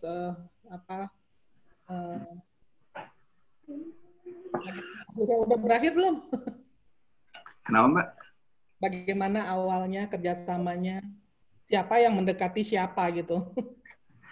Ya, kalau siapa yang mendekati siapa, nanti kita saling menambahkan dari tim riset kita ya Mbak ya. Nah, di sini udah hadir ketua risetnya yaitu Profesor Hamdi Muluk, Bang Hamdi, kemudian juga ada Mbak Agnes Nauli, kemudian juga ada kita anggotanya juga ada Mbak Rizka Halida, Mbak Ica, dan ada beberapa mahasiswa juga yang ikut serta juga. Di sini juga hadir ada Mbak Yuni Nur Hamida dari S3, program S3 Psikologi UI. Ada Mbak Vinaya juga, kemudian ada Andina dari program S2. Jadi kita memang sudah berjalan kurang lebih 2-3 bulan ya, untuk riset ini. Gitu. Jadi, tapi sebelumnya saya mau menyatakan kekaguman saya dengan Mas Robi. Memang selalu ada hal yang dipikirin gitu loh, ketika selesai kuliahnya Mas Robi. Kayak tadi gitu ya, misalnya ini kita jadi mempertanyakan sekarang ya. Jadi sebenarnya peranan teori nanti di masa depan seperti apa? Gitu. Seperti yang kita tahu, psikologi ini kan sangat teori driven ya, Mbak Debbie dan Mas Robi gitu. Jadi bagaimana nanti ke depannya peranan dari teori itu sendiri. Tentu juga kalau dari segi pengalaman juga saya masih butiran debu lah dibandingkan Mas Robi. Tapi saya ingat satu kata-kata Mas Robi juga yang saya selalu ingat sampai sekarang. Sebuah bintang yang besar itu awalnya juga dari debu yang kemudian dia berevolusi terus-menerus sampai akhirnya dia menjadi besar-besar dan menjadi sebuah bintang dan elemen yang bisa kita kenali di alam semesta. Jadi itu nggak apa-apa lah kita butiran debu tapi kita terus berkembang gitu. Oke, jadi sebenarnya untuk riset kita ini memang topik dari psikologi politik gitu ya Mbak Debbie. Awalnya ini memang kita sebenarnya ini adalah yang kita lakukan adalah studi kedua gitu ya, yang menggunakan big data ini. Sebelumnya kita melakukan survei. Pertanyaan kita adalah sebenarnya begini, kan selama ini kita tahu bahwa yang namanya ideologi politik ini sangat-sangat biasanya Amerika sentris gitu ya. Kita tahu ideologi politik adalah liberal dan konservatif gitu, di Amerika gitu kan. Dan ini banyak literatur di psikologi politik pun juga membahas pertentangan antar kubu ideologi politik berdasarkan liberal dan konservatif. Pertanyaannya, bisa nggak sih kita menggunakan atau mengaplikasikan pertentangan liberal konservatif ini di politiknya Indonesia gitu. Nah, sepertinya agak susah kalau kita mau menyamakan gitu ya, karena dari segi isu-isunya saja pun juga berbeda. Di sana ada gun control yang mempolarisasi antara liberal dengan konservatif, di kita nggak ada gun control gitu ya. Gun control itu semua setuju lah, kita nggak usah lah nggak usah ada pistol gitu di Indonesia. Di isu ekonomi mereka itu bertentangan antara kapitalis dengan sosialis gitu ya. Nah, kita kebanyakan lebih setuju dengan sosialis seperti itu. Nah, jadi apakah kita bisa memang sama gitu loh polarisasi antara di Indonesia dengan di Amerika Serikat? Jadi itu pertanyaan yang membimbing riset kita. Nah, ternyata memang dari survei kita mendapatkan survei, nanti mungkin Bang Hamdi bisa menambahkan nih, dari 10.000 data survei yang kita ambil, ternyata kita tidak menemukan pola yang sama gitu ya seperti di Amerika Serikat, tapi kita menemukan bahwa ternyata ada 3 dimensi kalau di Indonesia, tidak hanya soal liberal dan konservatif gitu ya. Kita menemukan 3 dimensi, di antara yang pertama adalah soal anti-westernisasi versus pro dengan budaya-budaya yang dari internasional gitu ya. Jadi ini mirip dengan liberal versus konservatif sebenarnya. Tapi ada juga di sini dimensi pertentangan antara kapitalis dengan dengan sosialis gitu ya, sebagai dimensi politik gitu ya, dimensi ideologi politik.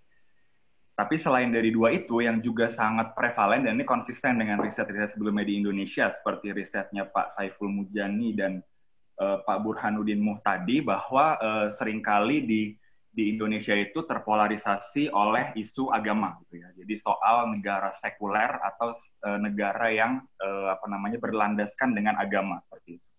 Ya, jadi kita ada 3 dimensi pertentangan itu, bukan hanya soal liberal dan konservatif seperti di Amerika. Nah, jadi kita menemukan ada dimensi itu dan kita pengen mengetes ini dalam data big data seperti itu. Benar nggak sih sebenarnya terpolarisasi berdasarkan tiga dimensi seperti ini. Kalau memang ternyata terpolarisasi berdasarkan tiga dimensi ini, artinya apa? Artinya dalam perdebatan mengenai isu-isu politik di sosial media, kita akan menemukan bahwa adanya struktur yang bertentangan gitu, atau terpolar, atau menjadi dua kubu gitu ya dalam struktur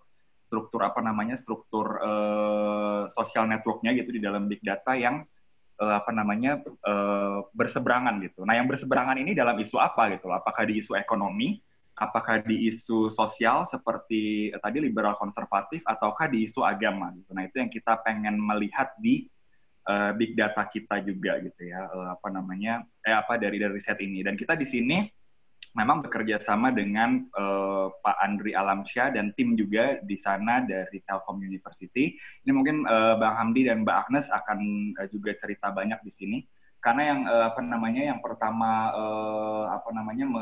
mendekati Telkom University dari Bang Hamdi dan Mbak Agnes. Nah, jadi kita mau mengetes apakah memang polarisasi terjadi di struktur network analysis. Nah, kita saat ini sedang berusaha untuk mengumpulkan data, sekarang sedang dalam proses gitu ya. Nanti sore kita akan bertemu dengan tim Telkom juga.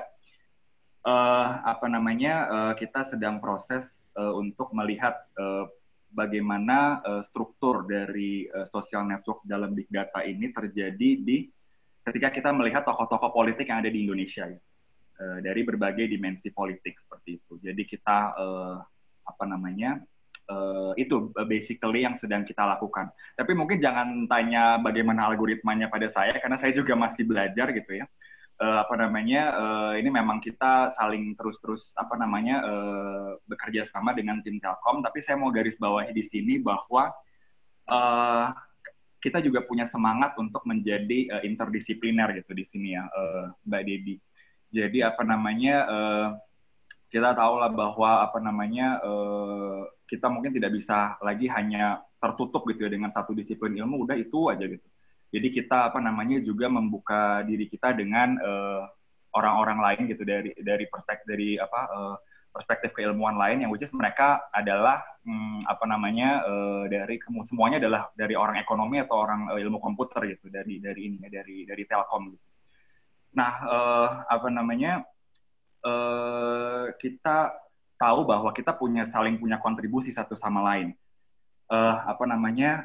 Di satu sisi, kalau dari Telkom University dan tim mereka punya alatnya, mereka punya kemampuan untuk melakukan programming, dan mereka tahu seluk-beluk dari big data dan konsep-konsep apa yang bisa dianalisis, mulai dari text analysis atau homofilia dan macam-macam gitu ya. Sementara teorinya yang tahu siapa? Ya orang-orang psikologi gitu ya kita yang tahu gitu. Mengenai manusia selama ini udah sepanjang sejarah, mulai dari zamannya Socrates sampai sekarang ya, perkembangan mengenai kejiwaan manusia atau mengenai manusia itu siapa yang tahu ya kita gitu teorinya gitu. Jadi kita juga punya kontribusi yang unik dan berbeda dari setiap disiplin ini, dan sehingga di sini bisa saling melengkapi juga gitu. Jadi kita semangatnya di sini interdisiplin gitu Mbak Debbie ya. Jadi tidak terkungkung oleh satu disiplin ilmu saja. Kira-kira itu kalau dari saya Mbak Debbie. Mungkin Bang Hamdi dan Mbak Agnes nih yang silakan Bang Hamdi dan Mbak Agnes, ini ketua risetnya Bang Hamdi, wakilnya Mbak Agnes. Jadi ini sebetulnya kan kolaborasi antara Fakultas Psikologi UI dengan Telkom ya, University, dalam hal ini Andri Alamsyah yang menyediakan komputasinya. Jadi apakah kemudian yang dari Fakultas Psikologi ini harus memahami juga bagaimana cara melakukan komputasi ini, gitu Jo. Lalu data dapatnya dari itu ya, survei-survei itu ya? Iya, di studi 1 kita mendapatkan dari survei ya Mbak ya. Tapi di studi 2 kita mendapatkan dari big data. Big data dari mana? Kita dapatkan dari Twitter. Twitter ini kan open source ya, jadi selama 2 minggu dia masih terbuka gitu untuk dianalisis seperti itu. Dan memang sudah dalam beberapa waktu sudah tersimpan juga gitu. Dan jadi kita melakukan data mining juga kemarin ini di Twitter gitu ya untuk tokoh-tokoh politik gitu. Jadi kita di sini polarisasi atau bagaimana struktur networknya itu kita melihat berdasarkan user gitu. User artinya siapa? Tokoh-tokoh politik gitu di sini ya. Jadi tokoh-tokoh politik yang memang punya peranan. Isu yang mau kita lihat sebenarnya yang paling utama sebenarnya adalah pertentangan antara kemarin ini tahun lalu, yaitu soal cebong dan kampret gitu ya. Jadi memang walaupun memang seperti isu sudah berlalu, tapi sebenarnya remnan-remnannya juga masih tersisa sampai sekarang gitu ya. Jadi itu kita lihat sebagai hal yang menarik juga, dan kita juga mungkin bisa menjawab di sini apakah sebenarnya orang itu di Indonesia gitu ya, di konteks Indonesia, orang terpolarisasi itu berdasarkan ideologi kah, atau sebenarnya ideologi itu tidak penting kalau di kultur kita, di budaya kita? Karena bisa jadi ini bukan soal ideologi gitu loh, tapi soal apa? Soal kesetiaan kita pada suatu tokoh misalnya. Dalam hal ini adalah Jokowi dan Prabowo misalnya.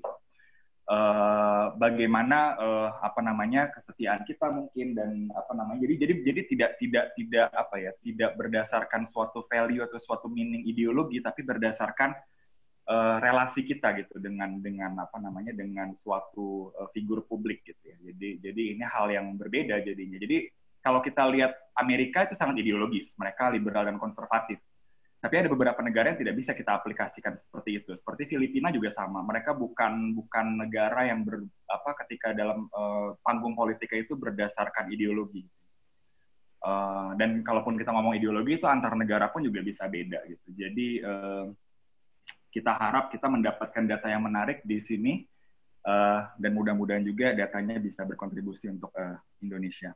Mbak Debbie, Mbak Agnes boleh nambahin nggak terkait dengan materi terkait dengan big data ini? Mbak Agnes ada? Atau Bang Hamdi? Ada si Agnes, Jo. Oh iya, Bang Hamdi juga. Gua nggak mau ngomong, sebenarnya males. Debbie di situ. Udah deh, canda deh. Dep, apa kabar Dep? Gue lagi tidur, bangunin sama si Jo.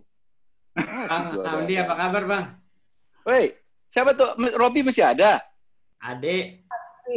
Katanya udah mau ke sono, Bi. Online doang, jadi bisa multitask.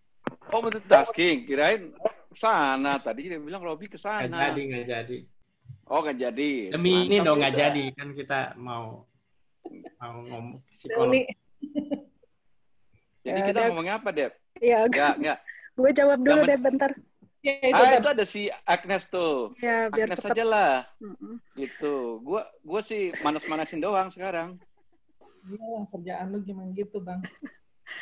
Ya, jadi ya Bang, jadi gini, seperti yang tadi sudah dijelaskan oleh Jo, memang perlu ada kerjasama interdisipliner ya dalam memahami fenomena-fenomena sosial gitu yang ada di Indonesia. Terus dari aspek psikologisnya juga kita memilih untuk mengamati fenomena ideologi dan sikap politik gitu. Dalam hal ini tentunya polarisasi, apakah memang ada di Indonesia atau tidak. Dan ini sulit sekali kalau dilakukan di lab gitu ya, polarisasi itu. Nah, jadi kami memutuskan untuk bekerja sama dengan tim Mas Andri di Telkom, Mas Dito dan lain-lain di Telkom itu untuk mengambil data followers dan kemudian menggunakan data yang sudah tersedia dari institusi lain. Nah, ini dengan networknya Bang Hamdi ya, tentunya karena Bang Hamdi yang punya banyak network dengan institusi politik yang punya data digital gitu.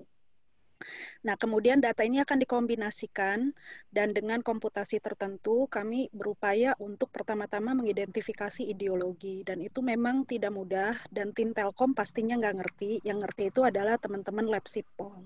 Jadi ada memang alat ukur yang harus sudah tersedia. Tadi Mas Robi udah pernah singgung, kalau kita mau meneliti personality di sosial media, di platform digital, ya kita mesti tahu personality itu apa. Nah, kita juga mesti tahu ideologi itu apa, terutama untuk ideologi dalam konteks Indonesia. Dan ini nggak bisa menggunakan teori turunan dari Amerika. Jadi, kita bikin dulu alat ukurnya, kemudian kita aplikasikan ke big data ini, sejauh mana memang fenomena yang kita lihat berdasarkan pertemanan misalnya atau network dari followers itu menunjukkan apa yang memang ditemukan di lapangan. Jadi ada 2 data yang nanti akan kita coba korelasikan. Dan kemudian kita akan melihat sejauh mana ideologi daripada followers ini bisa membentuk interaksi tertentu. Nah, ini tentunya membutuhkan analisis conversation, analisis konten yang hanya bisa dilakukan oleh tim dari Telkom. Ya. Nah, kemudian kita akan bisa melihat bagaimana interaksinya memunculkan adanya polarisasi atau tidak ada sama sekali. Seperti itu. Nah, itu susah sekali karena ada banyak sekali step-step yang harus diaplikasikan dan harus dipertimbangkan baik-baik gitu. Karena ya data gitu. Kalau kita tidak bisa membuat desain yang tepat untuk menganalisis datanya, ya percuma gitu. Dia tidak memberikan informasi apapun gitu. Nah, untuk pengembangan analisisnya juga kita harus kombinasikan dengan riset-riset eksperimental gitu. Jadi saat ini saya dengan Mbak Ica juga berupaya untuk mengumpulkan misalnya properti-properti linguistik yang bisa digunakan untuk menganalisis interaksi yang terjadi di sosial media. Dan itu harus teruji dulu di lab. Karena tadi balik lagi ke yang dibilang Mas Robi, konsepnya jelas apa enggak. Kalau konsepnya nggak jelas, kita nggak bisa serta-merta lemparkan itu ke big data. Gitu. Jadi gitu Mbak Debbie, ada banyak sekali kerja-kerja di belakang big data itu yang awalnya itu bisa dari eksperimen di lab, bisa dari studi-studi lapangan yang sifatnya empirical research, yang maksudnya empirical research yang sifatnya tuh first hand gitu ya, first hand. Baru kemudian kita lihat bagaimana fenomenanya di platform digital gitu. Jadi kalau bisa memperkirakan waktu untuk melakukan satu penelitian yang menggunakan big data ini, kan ini udah berjalan 2-3 bulan gitu ya. Berapa lama lagi waktu yang dibutuhkan untuk menyelesaikan penelitian ini, Nes?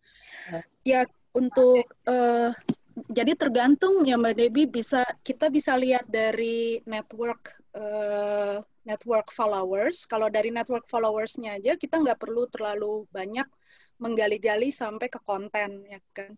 Kalau untuk network followers saja rencananya kita udah bisa bikin 1 paper. Tapi dari big data tersebut kita bisa gali lagi berdasarkan konten. Nah, cuman untuk menganalisis konten ini kan membutuhkan persiapan gitu. Jadi itu yang juga sambil paralel kita kerjakan untuk kemudian diaplikasikan untuk paper kedua, ketiga, dan seterusnya. Gitu. Oke, jadi dari satu big data gitu. Semuanya big data sih Mbak, tapi ada ya ini misalnya kamu data mining Twitter dari berapa bulan gitu kan, itu bisa buat 1 paper gitu. Ini sebetulnya orang awam bisa buat beberapa paper Mbak, bisa buat beberapa paper. Jadi kan satu big data itu bisa dianalisis berdasarkan struktur friendships, ya kan? Jadi siapa ngikut sama siapa, dan bisa juga dianalisis berdasarkan konten dari conversation mereka. Nah, itu bisa dipilah analisisnya, jadi dibuat menjadi paper-paper yang terpisah. Dan itu analisisnya bisa macam-macam ya. Konten analisis tuh bisa macam-macam, bisa berdasarkan isu, bisa berdasarkan jenis bahasa, Umumnya sih yang sekarang terjadi adalah jenis bahasa ya, kalau yang di Amerika itu. Bisa juga jenis bahasa berdasarkan isu, jadi dikombinasikan. Jadi itu bisa berbagai jenis analisis dilakukan. Korelasi, regresi juga bisa ya? Semuanya kemungkinan besar akan menggunakan regresi ya Bang ya. Ya, Deb, mungkin biar pada bersemangat saya kasih iming-iming nih, menyemangati orang. Jadi begini, itu data kan saya udah kumpulin dari tahun Twitter itu dari setahun sebelum Pilpres, selagi Pilpres, juga ada yang sudah Pilpres. Jadi data kita tuh banyak sebenarnya. Nah, memang paper pertama ini untuk ngetes dulu asumsi adanya polarisasi ideologi itu di dunia online. Nah, polarisasi ideologi di offline, saya udah punya data 10.000 dari 10.000 atau 12.000 ya dari berapa pilkada, dari Surnas, nanti tinggal dipublikasi itu, tinggal nulis lah. Nah, tapi saya yakin bahwa berhipotesis lah bahwa polarisasi ini akan terjadi juga di dunia online, ya, untuk yang publik ya. Jadi Twitter, Facebook, mungkin atau Instagram ataupun WA. Cuma memang platform yang lain itu seperti tadi Robi udah katakan itu private, susah ya. Kalau WA atau Instagram itu, Facebook itu restricted. Memang yang public betul. Cuma memang saya yakin kalau di Twitter itu untuk tes polarisasi ideologi itu lebih mungkin dibanding yang Facebook gitu loh. Kan ada istilah tweet war gitu. Kalau tweet war itu lebih ramainya di Twitter memang. Jadi kalau perang-perang ideologi itu mungkin di Twitter. Nah, itu apa? Nah, polanya itu tadi yang seperti tadi udah Jo katakan. Nah, untung saya udah punya penelitian yang cukup robust bahwa polarisasi ideologi di Indonesia itu ya kalau kita ngikutin alat ukur yang dikembangkan di lab. Nah, dimensinya kan ada dimensi tadi agama ya, dimensi sosiokultural, progresif apa non progresif, tradisional gitu, atau dimensi ekonomi. Kira-kira itu yang menjadi bingkai cara orang berpikir ideologis di Indonesia, cara psikologis ya. Nah, itu sudah punya kita. Nah, tinggal tuh dilihat di di dunia online. Ya, saya yakin itu akan kelihatan itu. Jadi intinya begini.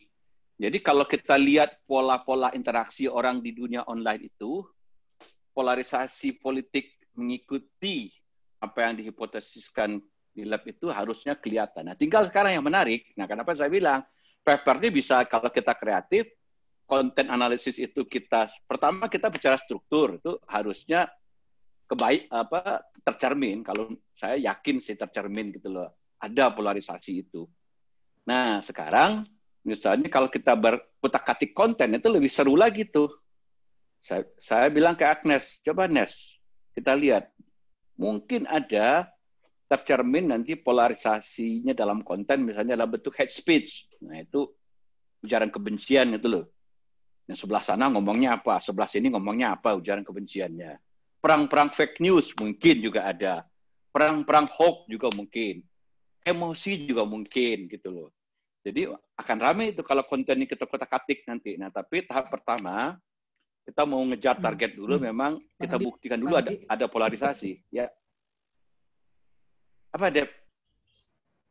Nah, internet connection saya unstable. Oh, oke. Jadi saya didengar nggak? Jangan saya unstable juga nih. Nah, juga berarti. Oke ya, jadi nah memang betul ngutak-ngatik data itu, aduh itu saya ngerti sih, cuma kan saya nggak aja Andri dan timnya ngerjain gitu loh. Nah, screening data aja itu pre-processing itu bisa 2 bulan ini masih pre-processing kemarin gitu loh. Karena itu penting gitu ya, pre-processing itu dulu. Nah, jadi Jadi kalau ditanya ke depannya itu apa, nanti setelah paper pertama jadi, saya kira biasanya kita semangat. Habis itu kita kotak-katik lagi gitu loh. Data yang banyak ini untuk konten. Konten itu tinggal, ya udah kalau misalnya analisis konten satu, khusus hate speech saja jadi satu paper lagi gitu. Nanti paper kedua fokus ke hoax-nya aja, jadi satu paper lagi gitu. Ada lagi paper keempat yang Agnes, itu yang pengen banget Agnes lakukan gitu loh. Saya support betul. Saya bilang, Bang, bisa nggak kita membuat machine learning untuk mendetek hate speech itu? Jadi nanti tinggal mesin yang bilang, ini hate speech enggak gitu loh. Nah biasanya kalau debat metodologinya mana yang lebih akurat itu? Penilaian orang, gitu ya. Jadi judge dari people gitu, dari manusia gitu versus mesin gitu loh. Mana lebih akurat? Itu juga sekarang tuh debatnya masih seru itu. Ya, jadi orang berpikir harusnya nanti mesin lama-lama makin canggih membuat. Tapi kan di luar negeri sudah banyak itu yang bikin.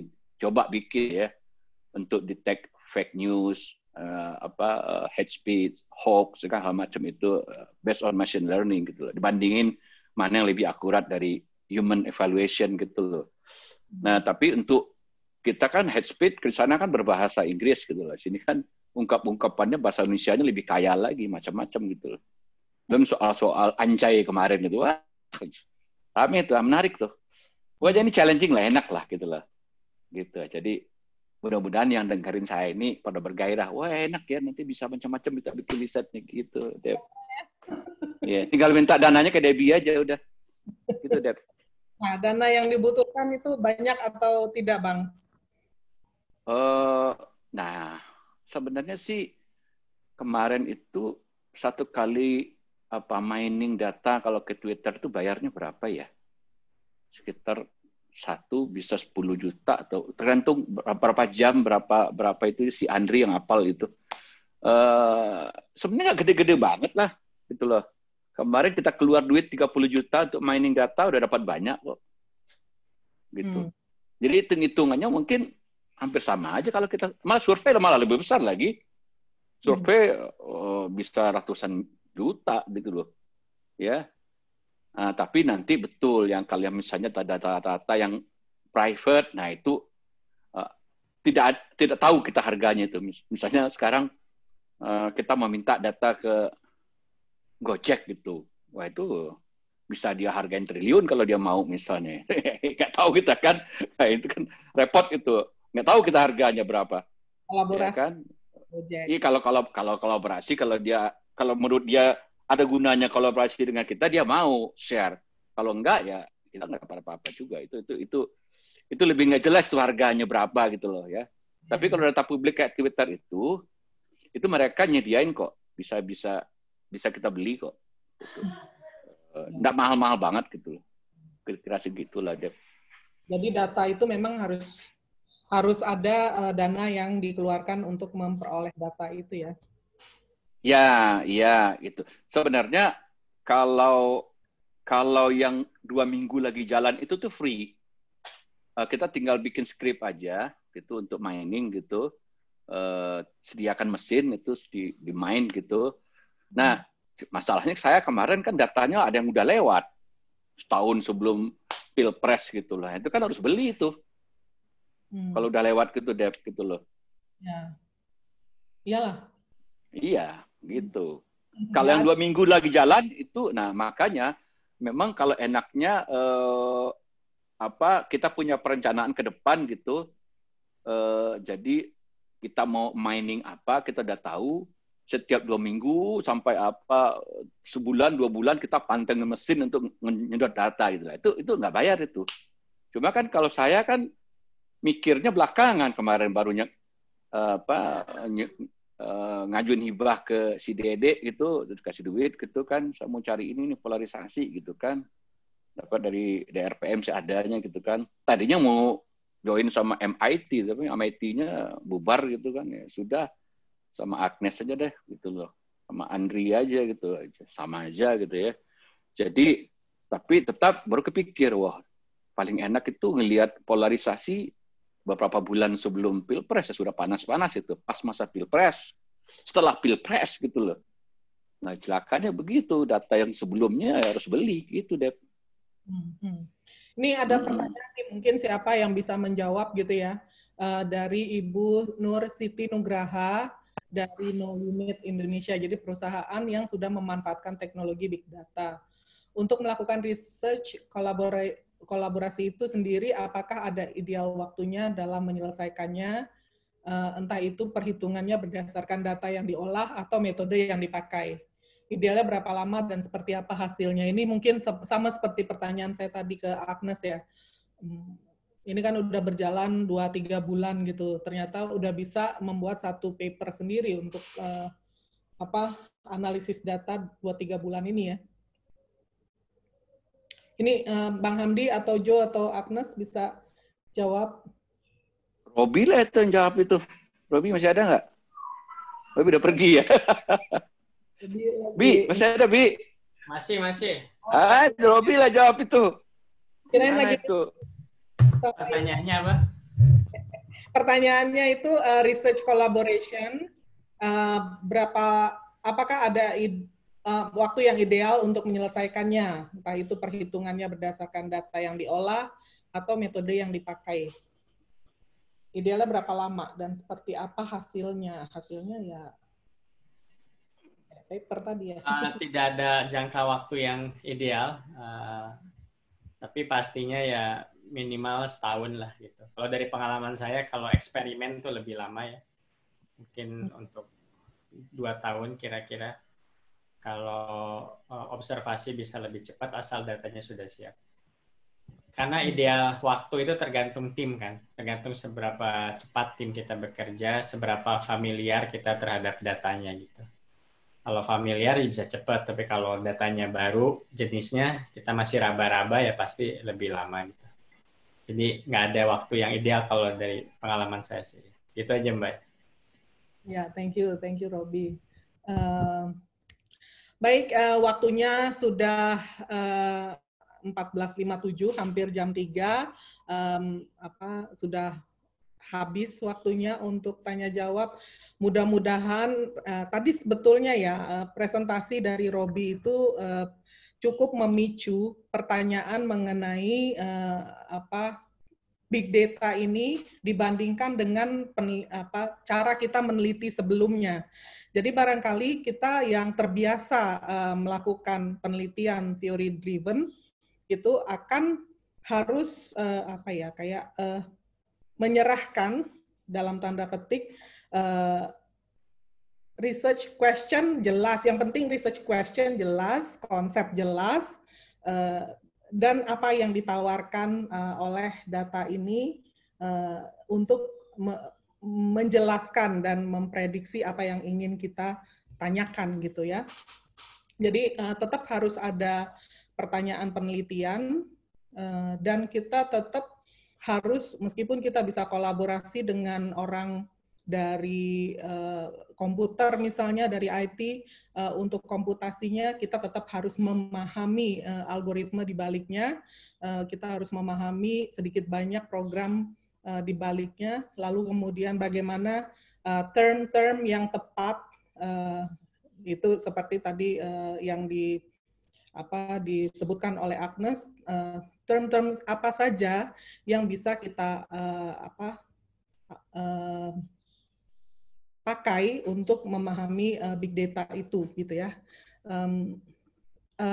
Terima kasih untuk insight yang diberikan kepada Robi, juga dari tim peneliti di Fakultas Psikologi, Bang Hamdi, Jo, dan Agnes, dan Ica ya juga, yang sudah memulai dengan big data-nya. Jadi kita sebetulnya kalau di Fakultas Psikologi itu ingin melakukan penelitian menggunakan big data, kita masih sudah bisa belajar dari lab Sipol yang sudah memulainya terlebih dahulu.